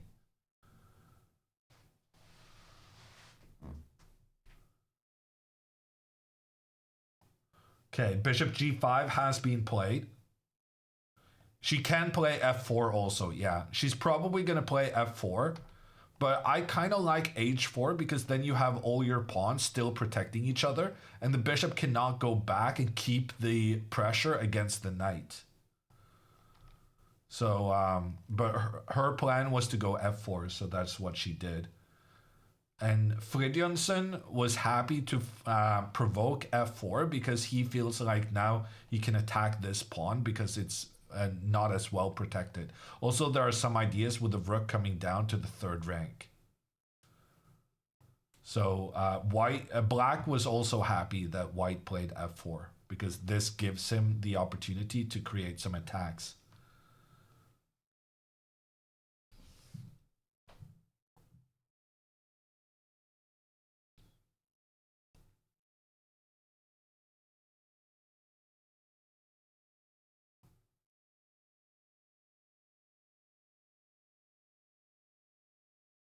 Why is Andrea winning? She's up a pawn. Sometimes that's enough. The classic meme of the pawn looking in the mirror, seeing the queen. If not for resignation, pawns becoming new queens is the #1 reason why you win chess games. Usually we resign when we're down a bishop for nothing, or like if we're down 2 pawns for nothing or something. But if we had to play those games out to the best of our ability, the reason we would lose is always because one of the pawns become a new queen.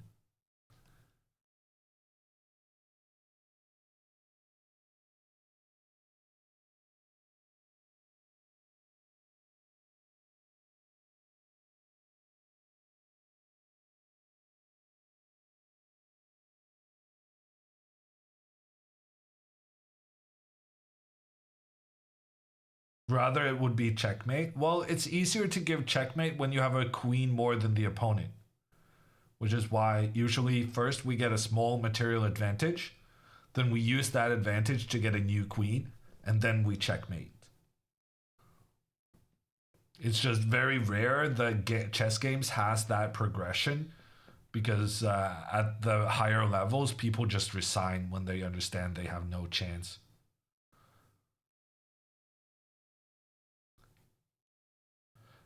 This is the time situation 15 minutes ago. So probably Andrea is down to just seconds on her clock. Man, chess must have been boring before pawns could promote. Yeah, a lot of draws I would expect. I wonder when pawns got the ability to promote. Was it like before or after like 1400?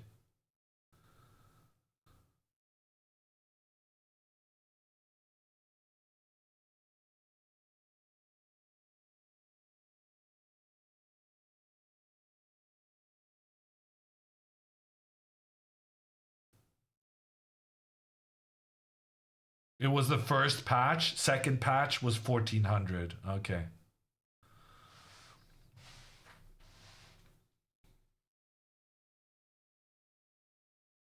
Late 1400s? Is that real, Jelly? Is there a source on that? Because McFarlane is saying in the late 6th century there were promotions.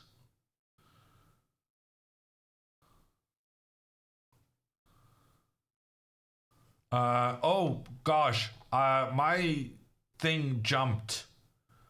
But yeah, double question mark. We have had some more moves since then, though.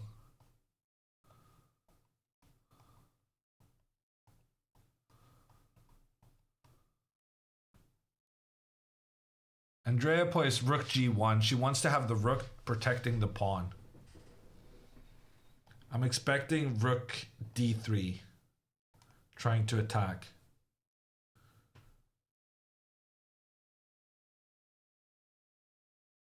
So typical of devs releasing an incomplete game.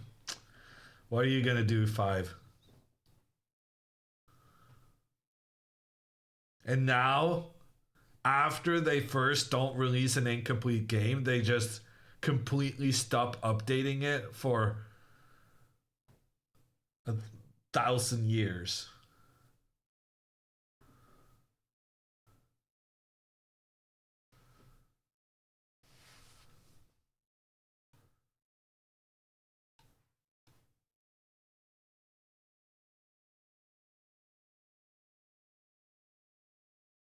Okay, rook d5.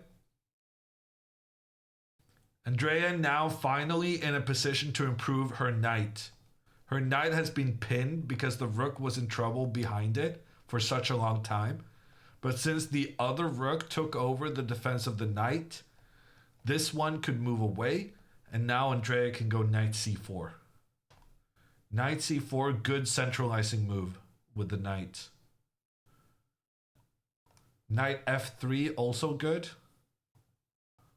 Knight e4, also good. That's the good thing about Andrea's position right now. Like, every move is good. a3 even is good. Knight f3 played. Now she can go rook d2 next move and try and trade a rook. It would probably be in Andrea's favor to trade rooks, seeing as how the black rooks are working together, whereas the white rooks are kind of not doing that much. I'm going to say rook d2 here.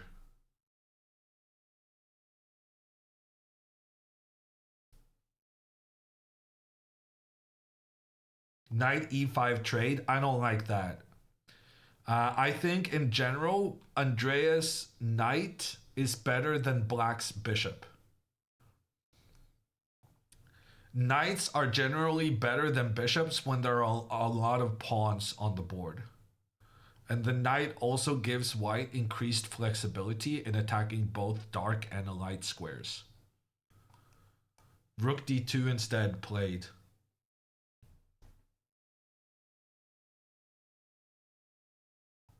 Next move, she's going to double the rooks, and then both players doubled the rooks. Can they stop writing? No. So in some tournaments, you're allowed to stop writing when you're lower than 5 minutes on the clock. But that's only when you don't get an additional time per move you make. In this tournament, you get 30 seconds extra per move. So then you can never stop recording. Rook h5 has been played. Andrea should trade the rooks while she has the chance to do so. And it's favorable for her to trade on the d8 square. She was more skeptical about trading rooks in the center because that would allow black to improve their pawn structure and their central control. But she's very happy to make this trade now.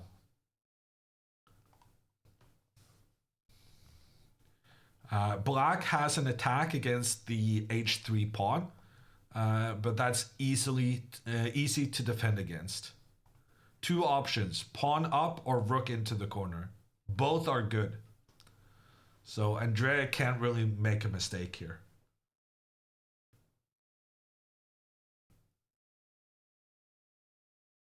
h4 is an obvious move.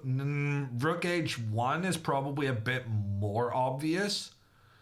Because when your opponent has a bishop on the dark squares, often you don't want to put all your pawns on the dark squares as well in case the bishop manages to come in behind. So I would say rook h1 is the human move.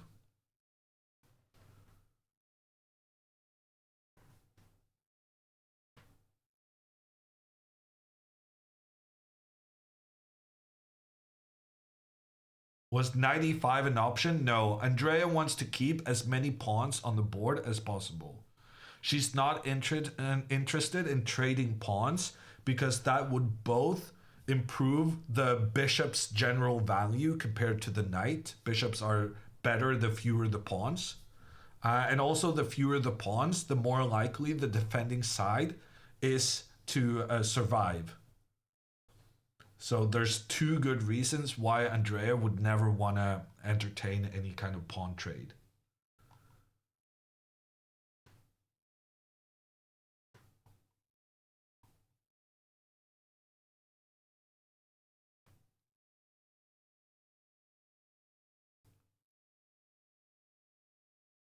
Andrea's doing well now. The knight up in the center, attacking the pawn.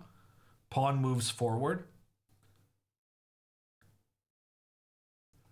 I would guess she's going to play knight g4 now to attack this guy.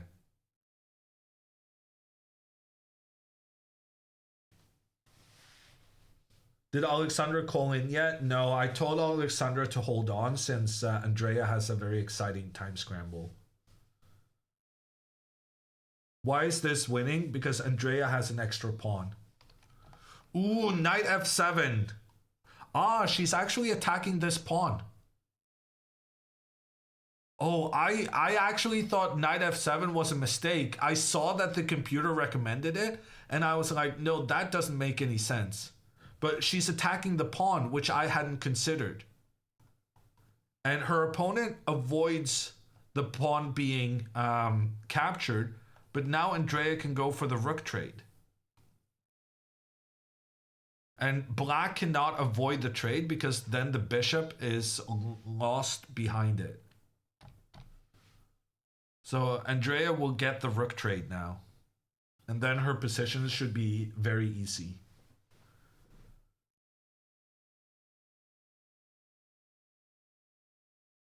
Trade everything? I don't think she should trade the knights. She should not trade the knight for the bishop. Her knight is much better than the bishop. She shouldn't do that. Ooh, rook e1. Classy move. Oh, actually, this is much better than what I was saying. Her opponent cannot defend the e6 pawn because if the king tries to come in, then she will make the trade and then she'll take the pawn and then there's a double attack. Rook e1 actually just wins this pawn. And then she's going to be 2 pawns up. That was a good move.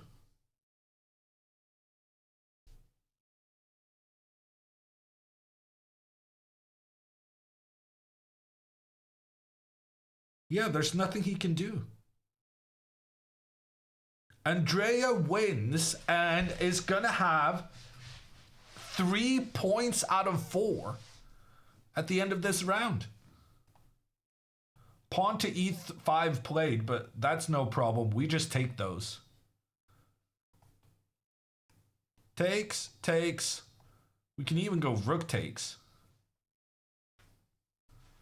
to get more trades. How many more moves? Andrea only needs to play 3 more moves. Well, actually now 2 more moves. They're on move 38 right now. In 2 more moves, Andrea will get an additional 30 minutes.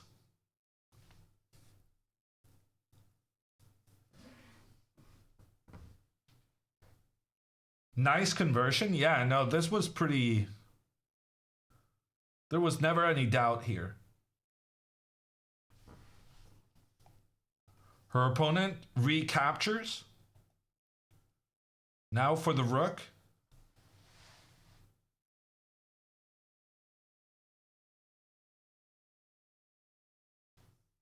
I think she's only having 2-3 minutes left. I think she has less.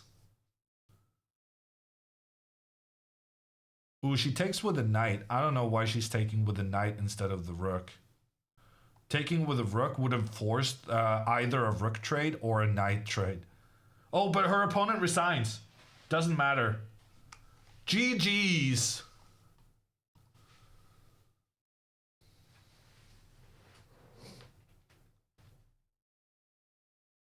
I feel like I've said this a lot during this week and the Prague week, but I think this is the highest rated opponent Andrea has ever beaten.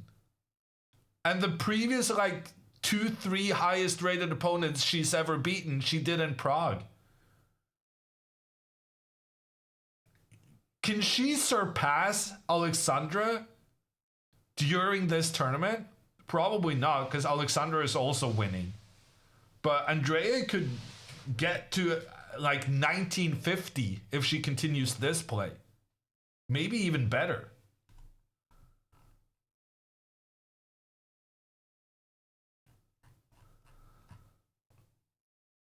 Rude, says Alexandra in chat.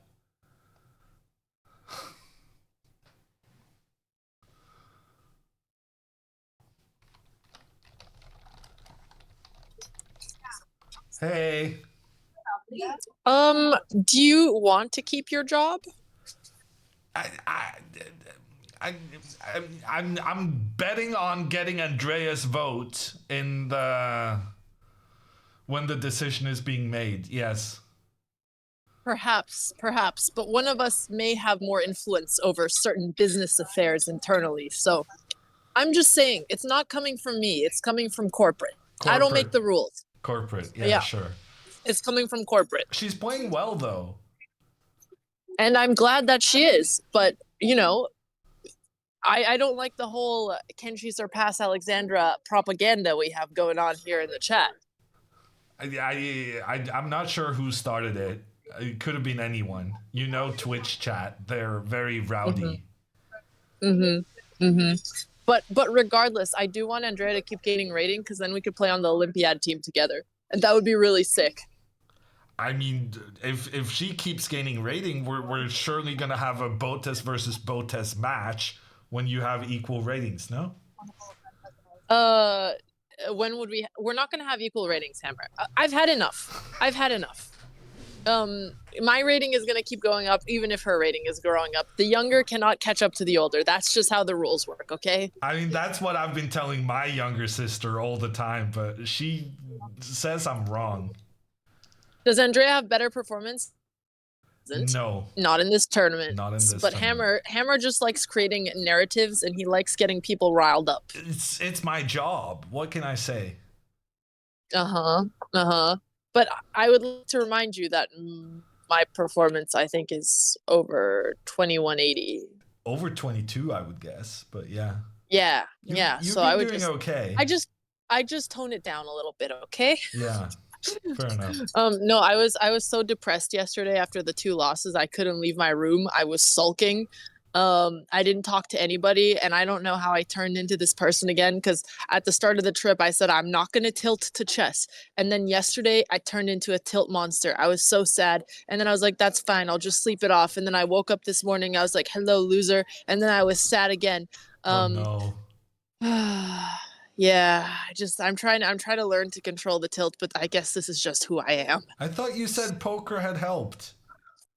It did like the first round, but now that we're into tournament 2, I just had such high hopes after the first round that when I got completely obliterated both rounds yesterday, I was like, who am I? And I spiraled again. But now I'm working on it. Do you want to talk about your game? Yes, I thought if he didn't, well, one, I know that knight a4 was probably idiotic, and I should have just played knight to e4 and had a nice time. And then after I did that, if he didn't take my knight in the center and he doubled up his rooks, I think that was going to be a draw if he played correctly, right? I'm trying to catch up. Yeah, can you put it up on the board? Also, computer was saying it's still a small white advantage after bishop b3, but the variation you were discussing at the board with knight to e7. No, that was wrong. It had to be bishop b3. Yeah. I had calculated all of these, but I couldn't remember which one in this move board. I looked at bishop b3, but that was still tricky. Yeah, no, computer is giving some line where it's saying this is a draw, but in reality, it's more like I think black still needs to be accurate to make a draw here against the better player. No, this is exactly the line that I had seen, and after rook e8, I don't know what to do about rook e2. Yeah. But that being said, I figured probably this you're was just gonna have to go variation. b4, give this guy, and then do a counter here. Yeah. But he has this move. No, he has so he has this rook b6 move, which is the only reason he can make a draw, right? So I still feel like you would have won it there, but he just wasn't at the level where he would see all of this thing. Honestly, I was really happy to see you guys analyzing after the game and you showing that I'll go you on had seen camera too. the critical position.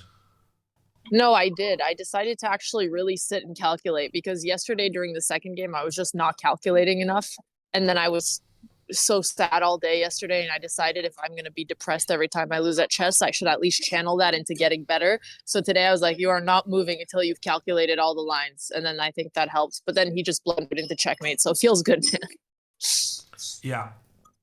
Yeah. I do have some things I want to talk about for the game. Yes. So- Also, King B1. I don't know why I played so quickly. So e4. You don't like e4? Well, I just oh, you actually got a question mark from chess.com. I didn't know that because we Really? don't get the real-time moves. But the thing is about e4, and I feel like this has been a trend in your games, that you're often not aware enough about the long-term kind of problems you can get when there's a square you cannot control with a pawn.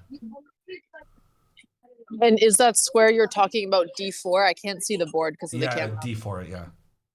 Interesting. Yeah, I just felt so confident that that was a good move. And I mean, I understood that that was a weak square, but I just thought when looking at variations, he was so cramped. Yeah. Hello, hi stream, hi Hammer. Don't want to bother people's dinner. We should move to the other side. I mean, we just talk at a normal volume. Yeah, You but could do my that. normal volume disrupts the entire city. Wait, Hello, everybody. Did Amber, you why are we guys both cause cut? the eruption? Amber, why are we We cut did off cause like the volcanic Because eruption. there's something about the cropping with Discord that has been off for the last He's doing couple his of days, best, and sister. I don't really know how to fix it. He's doing his best. Andrea, you're doing great. How was my I think my mistake was, Hammer, I have a question for you. Queen f3 instead of queen. Wait, can I finish? Yeah, asking yeah, you yeah. about Sorry. renting I was before just we get curious. into yours? Yeah, okay. Like, Hammer, can I'll you let you just, Can you finish. just finish explaining? I'll let you. Yeah. I'll so sit so silently. e4, a bit more awareness of those long-term Aware. weaknesses in the position. Because as the game progressed, if he had played e5 instead of knight c6, obviously your e5 move was brilliant. If you don't play e5, you're basically just strategically lost. No, my whole idea was with e4 was that I go e5 as soon as he moves his knight, and he's basically cramped. And if he pushes e5, then he also has a hole on d5. But you didn't do that, I'm though. not saying. Oh, I thought I could push it after. Yeah, Tina, well, the thing what? is, like, instead of knight b8, Tina. he could have played e5. Okay, but and that- even after knight b8 here, he could have played e5, and the fact that he gets the knight to d4 and then tries some kind of b5 pawn sacrifice to attack your king is really, really dangerous for you. Got it. Okay. I mean, Andrea, you computer my feels No, I like just wanted white to is smell it. better, but my theory is that in Wanted to practical smell it. play, this is incredibly hard to play for white, having to deal with that knight coming to d4. So what would you have played instead? I mean, I was thinking maybe g4.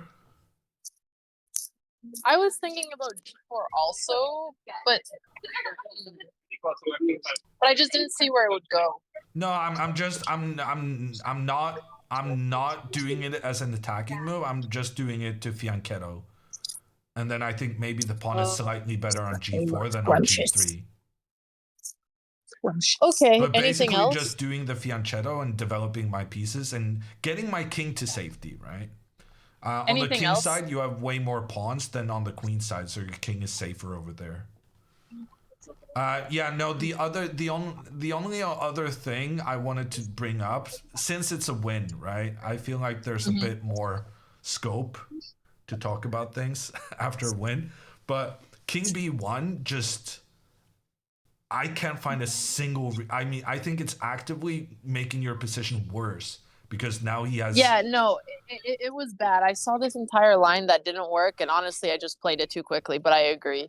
Wow, did everybody win today? This is good. Yeah. Well, we gotta snipe Dina. Chat, tell Dina to snipe us. So, but can you say something about the thought process that ended you up with king b1? I had this whole idea of going knight a4 and then being able to win a pawn, and then I thought the rook was going to come to c8 at the end. So I thought if I move my king over and after those things open, I could take it, but none of it made sense, and I just played too quickly.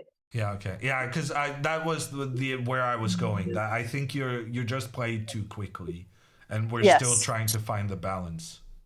Yes. Okay, sounds good. Okay, well, Andrea seems very hyper, so... Yeah, This she is a won. good song. You know, what's this song called? Bum, bum, bum. Do you not know this song? I mean, I can't hear it over you going... Listen. in my ear. Wait, chat, listen. Not the Macarena song. Chat cannot Okay, hear it's just a anything. regular trumpet song. I've had to sit still for many hours. We're playing the Blitz today, yeah? Oh shit! Oh What time? God! Please don't do When that. are we? Why? Everyone It's said a it. double What do you mean? round Oh tomorrow. god! Wait, You're what starting time at is 9 Blitz? a.m. But the Blitz is so What's fun. that song called? But no, you're No, right. not Mumble you're right. number I don't know 5. if we should play with a double round Look so good, look so good. I mean, the Bum, fact bum, that bum, they're that scheduling song. a blitz the day Bum, before a bum, double bum, round bum. is You know Kind of that's no, not this. psycho. Bum No, bum this is bum bum true. bum bum bum bum bum. Twisted Shout. Oh, that's not what's playing. I got this song. Andrea, it's none of the songs you're singing. Yeah, no, I realize that. Listen, Chad, I haven't been taking my ADHD meds because I'm afraid to play chess on them, so it's been rough out here. The thoughts I have. Why'd you do that? What's that? Now she's coughing. Oh, a little stinky. Do you know what time? I'm not stinky. No, it's okay. It's okay. I'm not stinky. No, You're stinky. You're stinky. You're I special. came here and I was like, "What's this smell?" Do you want to talk about? I'm not stinky. Yeah, I'm not stinky. The other okay. Well, you're not fresh either. I'm fresh out the oven with these Andrea, we're wins. paying Hammer a babysitting fee. Also, he might get fired very soon if he keeps up his propaganda. I will not ask. I saw some rumors in chat. Okay, Mr. Hammer. So here's my question. Okay, theory-wise, I was just improving. I don't know if E5 and okay, first of all, starting from H3, how was my opening? Actually, starting from D takes C5. Computer probably didn't like it, but I was doing my own thing. Bensaya said that you're supposed to go A3 instead of knight F3.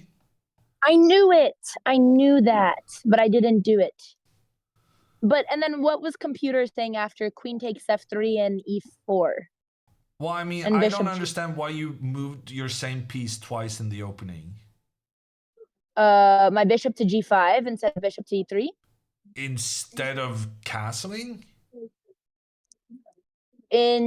What do you mean instead? You mean the bishop that moved You twice? played bishop G5, and Yeah. like you didn't even make a threat with that, and you could have just castled. I mean, E4 was the threat. Yeah, Well, I guess I could have. E4 loses the game instantly, according to Well, Engine. after bishop, I'm talking about after bishop. But the reason I didn't castle is So because am I I. wanted to make him.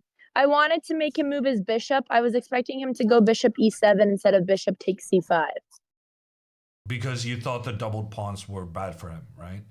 Yeah. Well, I wasn't gonna take. I was gonna leave the bishop on G5 castle and then provoke H6 and then H6 go bishop H4 and then bishop G3. But then why not castle first? Because I thought bishop G5 was forcing him first to make a decision. Yeah. No, I think you're overestimating this bishop G5 move. I'm assuming it's because you play bishop G5 in some similar variations.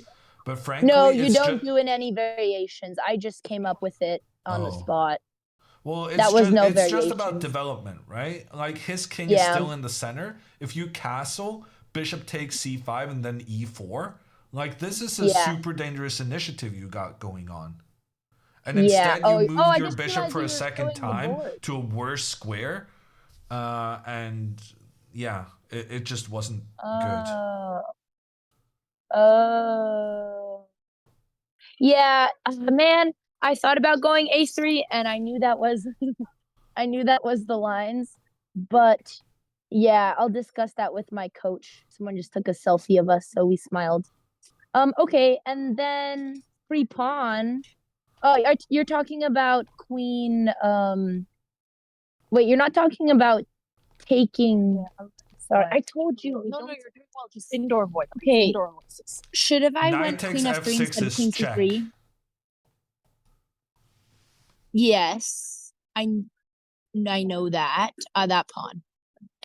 Jesus. Oh, knight takes F6. Yeah. Oh. Yeah, no, I know it's obviously I know it's check, bro. But knight takes because we were kind of assuming that you were afraid of knight takes F6, queen F4 check. Oh, shit. Wait, you're right. No, I forgot. Oh, you're completely right. I forgot about check. Never mind. You're right. So that's so knight funny. takes F6 just wins the game instantly. I can't hear you. She keeps tugging on my earplugs.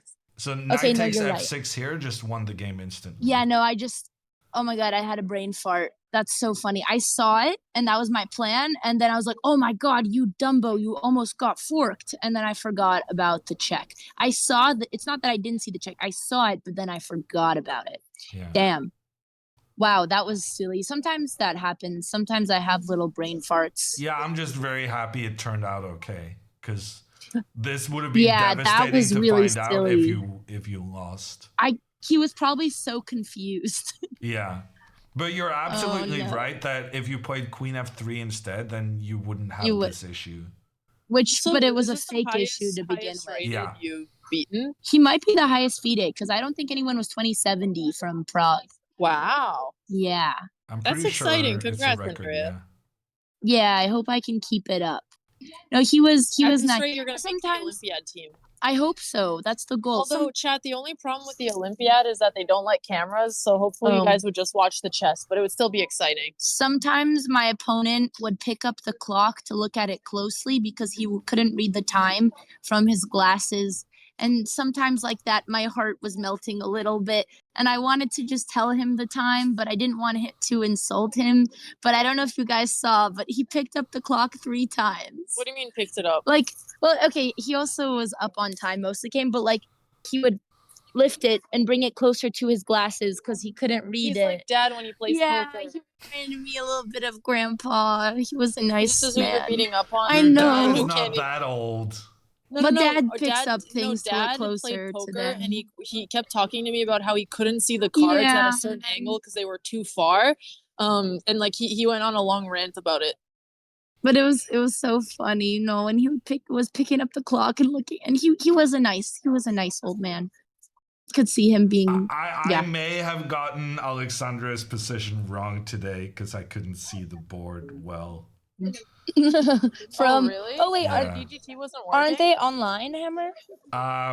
From tomorrow we're gonna have a live PGN feeds, but But they haven't been. PGN feeds have been on a delay for the first 4 rounds. Damn. Oh, okay. Oh well, that's a whole other game. Okay. Otherwise, then brain fart. Do you have any other notes? And then theory wise, you had a really interesting idea here after the queen trade, which we kind of weren't expecting you to find because it's not the bishop? necessarily your style. I didn't even touch you. But You pawn to blew on my g4 was a very good move here. I saw pawn to g4, but I didn't think you wanted to undouble. I considered it because then you could obviously just put the bishop faster on the diagonal. But I didn't want to undouble their pawns. But I'm guessing You don't there'll be actually a need weakness. to necessarily undouble it. You can just retreat afterwards. But the point is that the pressure you then put on the pawns are very likely to force them into giving you back the e4 square for your knight. Yeah, that was silly of me. So it's all about trying to put yeah. pressure on this pawn or even this pawn that's protecting the other pawn in order That to makes sense. force black to give you back this square. Because here, this is actually a really interesting position. The computer says it's equal, but like it could easily go either way based on who manages to get the good knight. Because when you played bishop e2 in the game, you're very close to just being in big trouble as these pawns progress and the knight gets a good square in the center. I see. Also, Andrea, why are you wearing your outside jacket? I was gonna go outside. I didn't know you were here. I stumbled upon on my way into the wilderness. Also, did you know there was a volcanic eruption, Alex? Yes, the biggest of one. course. I got And like it was 10 just texts about it was very I got actually no text. No one asked me if I was okay. They only asked Dina. Well, Gerber asked if we were okay by asking Dina. But now I think about it, Mom didn't even ask me. No one even asked me. It's from some of my No Icelandic one- friends because they said we could have gone and seen it, but I was too busy. Yeah, I depressed wanted to about visit chess the yesterday. volcano. No one even asked me if I died to the volcano. That was kind of rude. I asked you fake if you friend. got I'm fried more worried alive the at the Blue volcano would Lagoon. die to you. Yeah. What, Alex? I'm more concerned the volcano would lose to you. Yeah, I guess people just know I would just, beat the volcano. Okay, well, okay, that was an interesting idea. I didn't consider it because I just thought g4 he pushes, and then I didn't calculate because I was like, oh, then I have to undouble. But duh, you just don't have to take. Yeah, and then it was like, and then the rest, I think I just slowly juiced him. Also, Yeah, the no, the interesting thing rest about was very good. Volcano was that all of my US friends were worried about it, and everyone Yeah. from Iceland was like, go see it, it's so cool. I was like, okay, I want to this is see funny. it. I want to see it. I would love to see the volcano. Cool. Juiced. One final question from chat. Why did you take with a knight instead of the rook on e5? Oh, because I thought with keeping the rooks, this is what I'm curious. I guess you could simplify, but I thought by keeping the rooks on the board, I could use my knight to take more of his pawns. So the general kind of rule of thumb is that a knight works very well together with a queen, and a bishop works well together with a rook. Oh, you got butter on it. Sorry. Okay. Wait, a bishop works with a rook and a knight. What are you doing, Alex? I'm being studious. Okay. I was wearing earplugs, true, because the little noises trigger my ADHD in the room, and there's always it's in an opera hall chat. Okay, and someone just looked at me as I did the gremlin noise. I don't feel good about and it. yesterday, people like you sometimes hear random instruments in the background and random people going like the opera. I would give you a better rendition if we were in a public dinner space. So that's why I wear earplugs. But okay, so here you're saying, Hammer, I should have traded rooks because the knight doesn't work with the rook anyways. No, The I'm more saying trading rooks is nice because when you're up 2 pawns, you try and trade pieces. But there's also a saying that the rooks work better with the bishops and the knight works better with the rooks. And from that perspective, it could also be good to trade rooks. What was the computer difference in taking with the knight versus taking with the rook? I'm curious how much of a difference. The guy resigned, so it doesn't really matter. Computer gives 1 pawn difference. Were you trying to challenge Hammer? Is that what you were doing there, Andrea? No, no, it's for my own curiosity. Rook takes e5 is +6, and knight takes e5 is +5. Okay. Okay, that makes sense. Okay, luckily it was still clearly winning, though. Okay, cool. Yeah. Cool. But that makes sense. You executed the endgame well. Man, I can't believe I played King B1. I'm a doofus. But hey, we take those. Andrea, you We have take 3 those. out of 4. How do you feel? I don't like to celebrate when things go well because I'm a stoic woman. I was thinking, what if I showed up with a bunch of Seneca's books and put them at my desk so that when my opponents saw me, table? Yeah, they would think, she's a stoic. Do you have a bunch of Seneca books? Well, or do you just have the the one person that you always have at home. I have one, but the person in the lobby was actually reading Letters of a Stoic, so I might ask the lobby bellman to borrow his book. But I was thinking it was a good intimidation tactic. If you win tomorrow, will you wear Adidas suit the second round tomorrow? If you win, you're gonna get a huge upset. Has weird juju. We don't bring past tournament fits to the new tournament. You know, yeah, Meditations is a good one. But how about you? Would you wear the Adidas suit? If I win tomorrow, in the morning, yeah. Sure. If I win, I think we should make it more interesting for chat. If But we not win in Adidas. the morning, How about something else? No, if we win in the morning, we wear the Adidas. How suit about round a 2. fur headband? Andrea, you already want to wear that. Yeah, but I'm not wearing it because I'm afraid it's too obnoxious. Andrea, if either of us win, Andrea, if you're gonna play someone like 2300 tomorrow, like the odds of you winning, I believe in you, but like you might as well put the Adidas suit on the line. Yeah, but then it's not a gamble because you have better chances to win. So why would I gamble? I know. How are you doing? We're on screen with Hammer if you want to. We're almost done. Hello. Okay. All right, chat. Well, I'm gonna hunt Dina down. Oh my god, and I had the best brunch ever. I had so much dessert before my game. I was feeling a little sick. I had to take some medication because I finally got to. I haven't made to any of the brunches, and they had creme brulee, and they had macaroons and eggs Benedict and lamb and brownies, and wait, why it does was so Hammer want delicious. to cry? What did I do? I don't want to cry. I don't know what you're talking about. Wait, who missed what? I don't know. You upset Hammer. I'm listening to your story, Andrea. Well, she licked my forehead. She's being really annoying. I'm gonna. I was hungry. I'm tired sitting next to her. She's licked me. head Sorry, next to people are me. looking at us. We're making a scene. Like, you She's can't licked my expect forehead me- 3 times, so I'm done sitting next to this I woman. want to read chat too. Oh yeah, do ya? I'm leaving. Maybe Hammer is hungry too. I'm Wait, she actually licked my making a forehead. lamb right now. So I'm slow lamb? cooking a lamb for 5 hours. It's currently being Mm. in the stove for 4 hours and 15 minutes. Is that why you looked sad? Yeah, lamb takes a long time. Wait, Hammer, are you still living in the same apartment from last Yeah. time? Oh, nice. I remember your home 5 cooked meal hours. that one time. Damn, our game's finished before your lamb did.